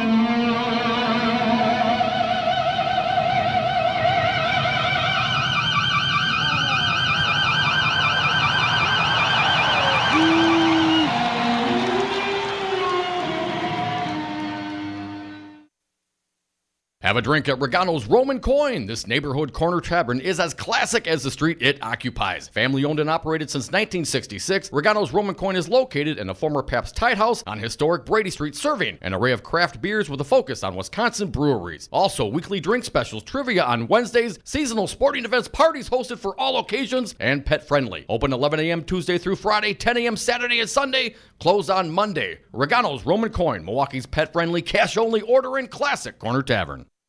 I gotta tell you, so when I first moved to Green Bay to play football in '92, I had never been to Wisconsin. But the funniest thing I thought, you could not buy hamburger patties without a dollop of butter on them. Folks, just so you know, if you take a little bit of herb butter and put it in the middle of a patty and just kind of mold it around there, you get magic. I have one of my arteries right now. How much did you say you weighed? I'm gaining weight with my thoughts right now. You're $3 bills and some change already, brother. Guns Butter Economics, 414 Wisconsin, weekdays 9 to 11 a.m. on Wisconsin's Resistance Radio. Do you own a rental property, or would you like to partner with a rental investment team? Call the pros you can trust at CCL Management. Rental expertise second to none, a general contractor on staff to direct repairs and improvements, and real estate brokerage services tailored to the small investor.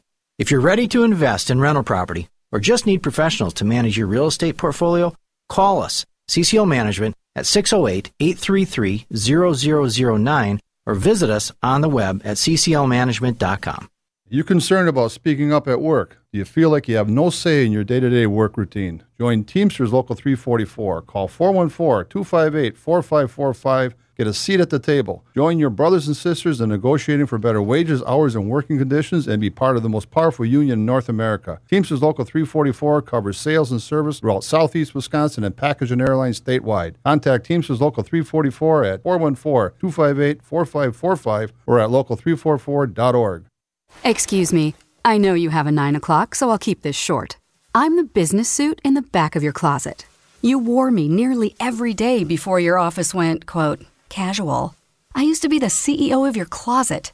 Now I'm just that one intern no one ever talks to.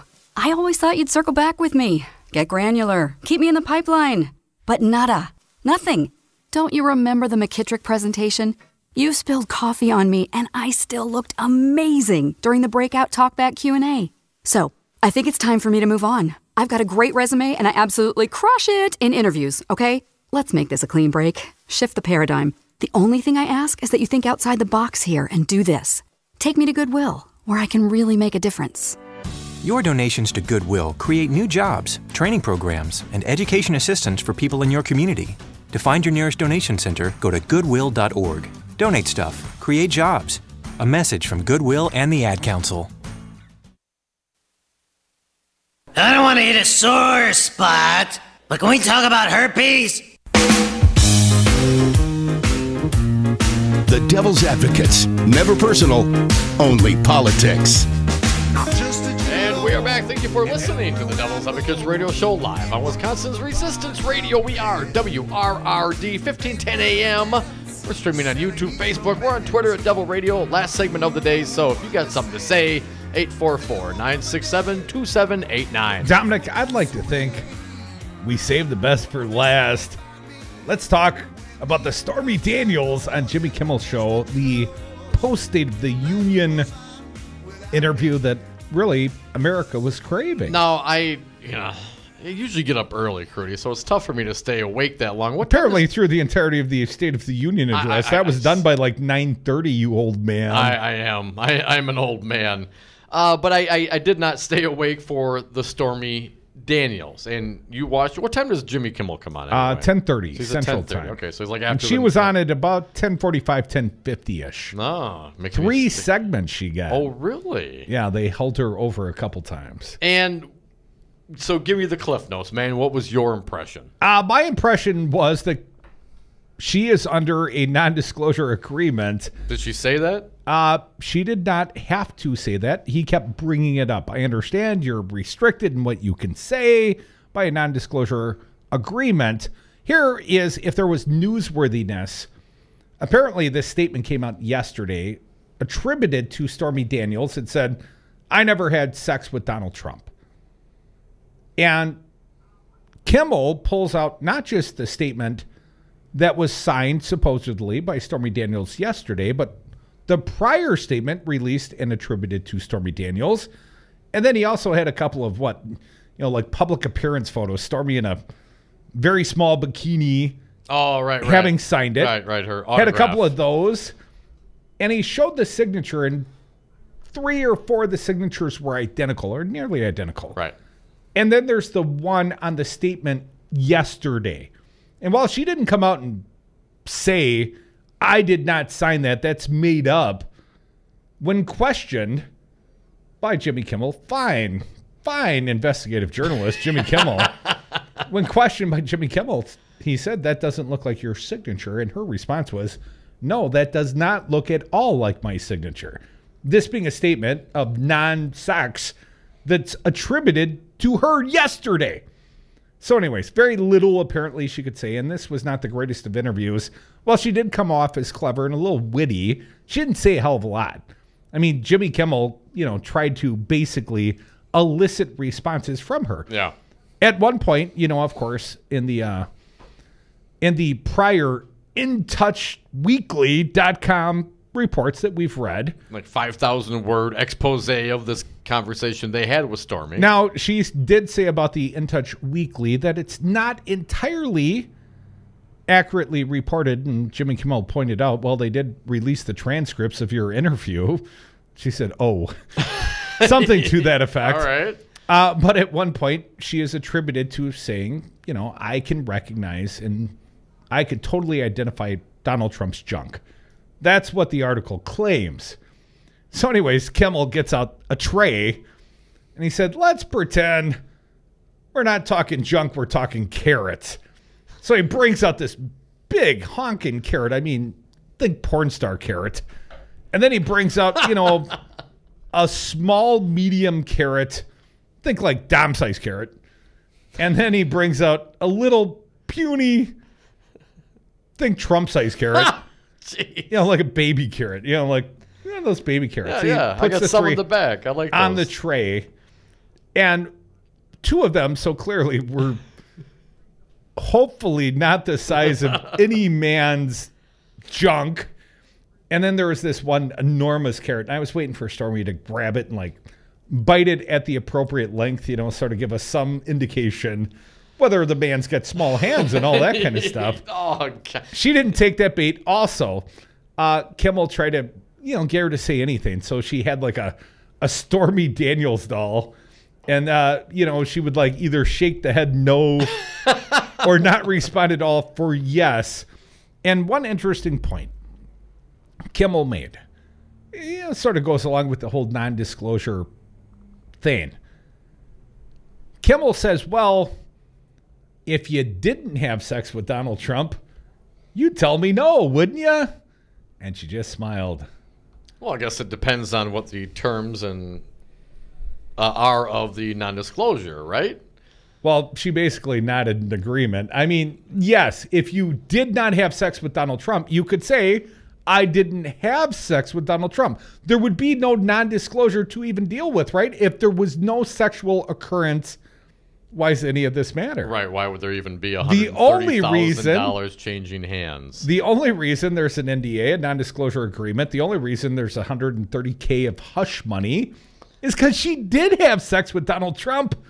And I think that point was made. But she didn't and get into. That was about the only I guess point made. here's what I would, and I'm glad. I gotta be honest, Crudy. I'm glad I didn't watch. I regret watching, and again, I blame you, Crudy. I regret watching the State of the Union, this political speech.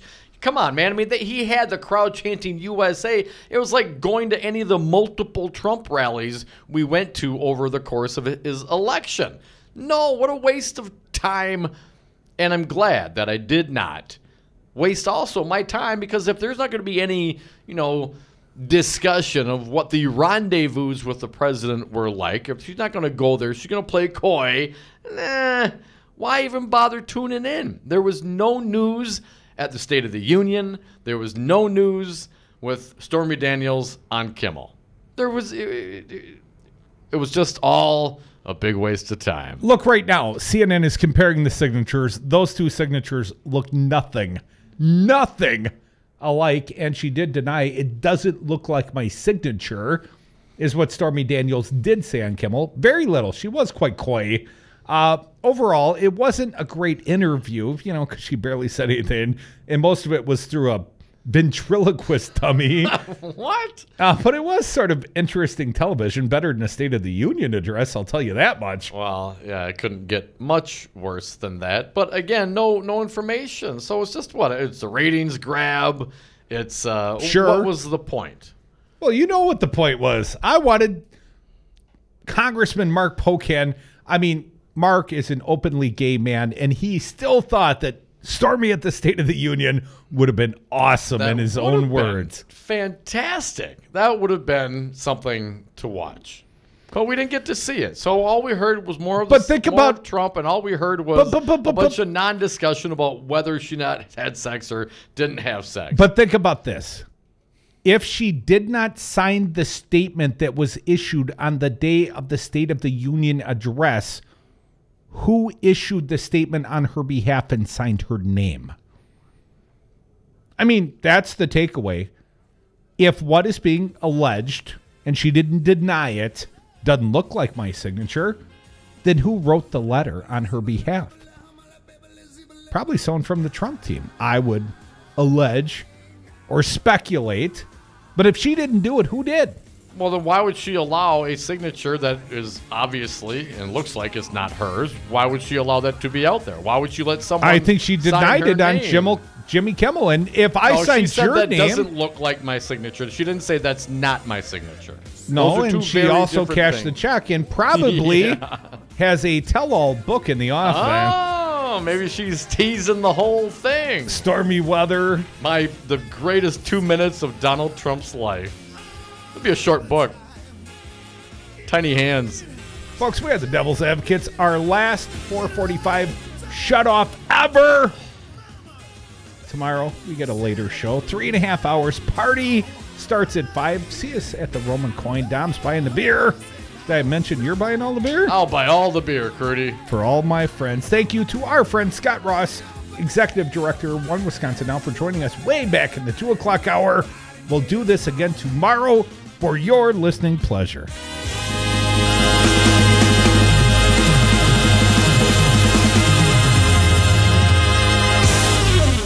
Are you my pal? Herpes, herpes, banana, fana, full herpes, herpes. Oh! Did you get that memo? You'll get nothing like it. A memo can change the world. And I'll go ahead and make sure you get another copy of that memo.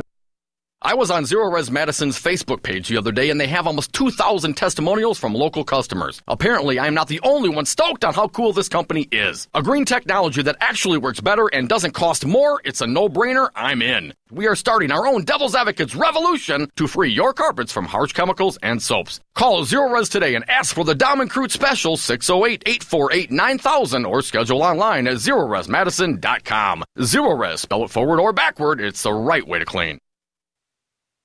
When you need an attorney, trust the voice of experience. The only choice. Lawton and Cade. My wife and I were traveling through the Rocky Mountains on our Harley, and we stopped to fuel up, and we were making our way out of town when, bam, a Jeep Cherokee turned right into us. We went flying. Our Colorado Rocky Mountain vacation was over.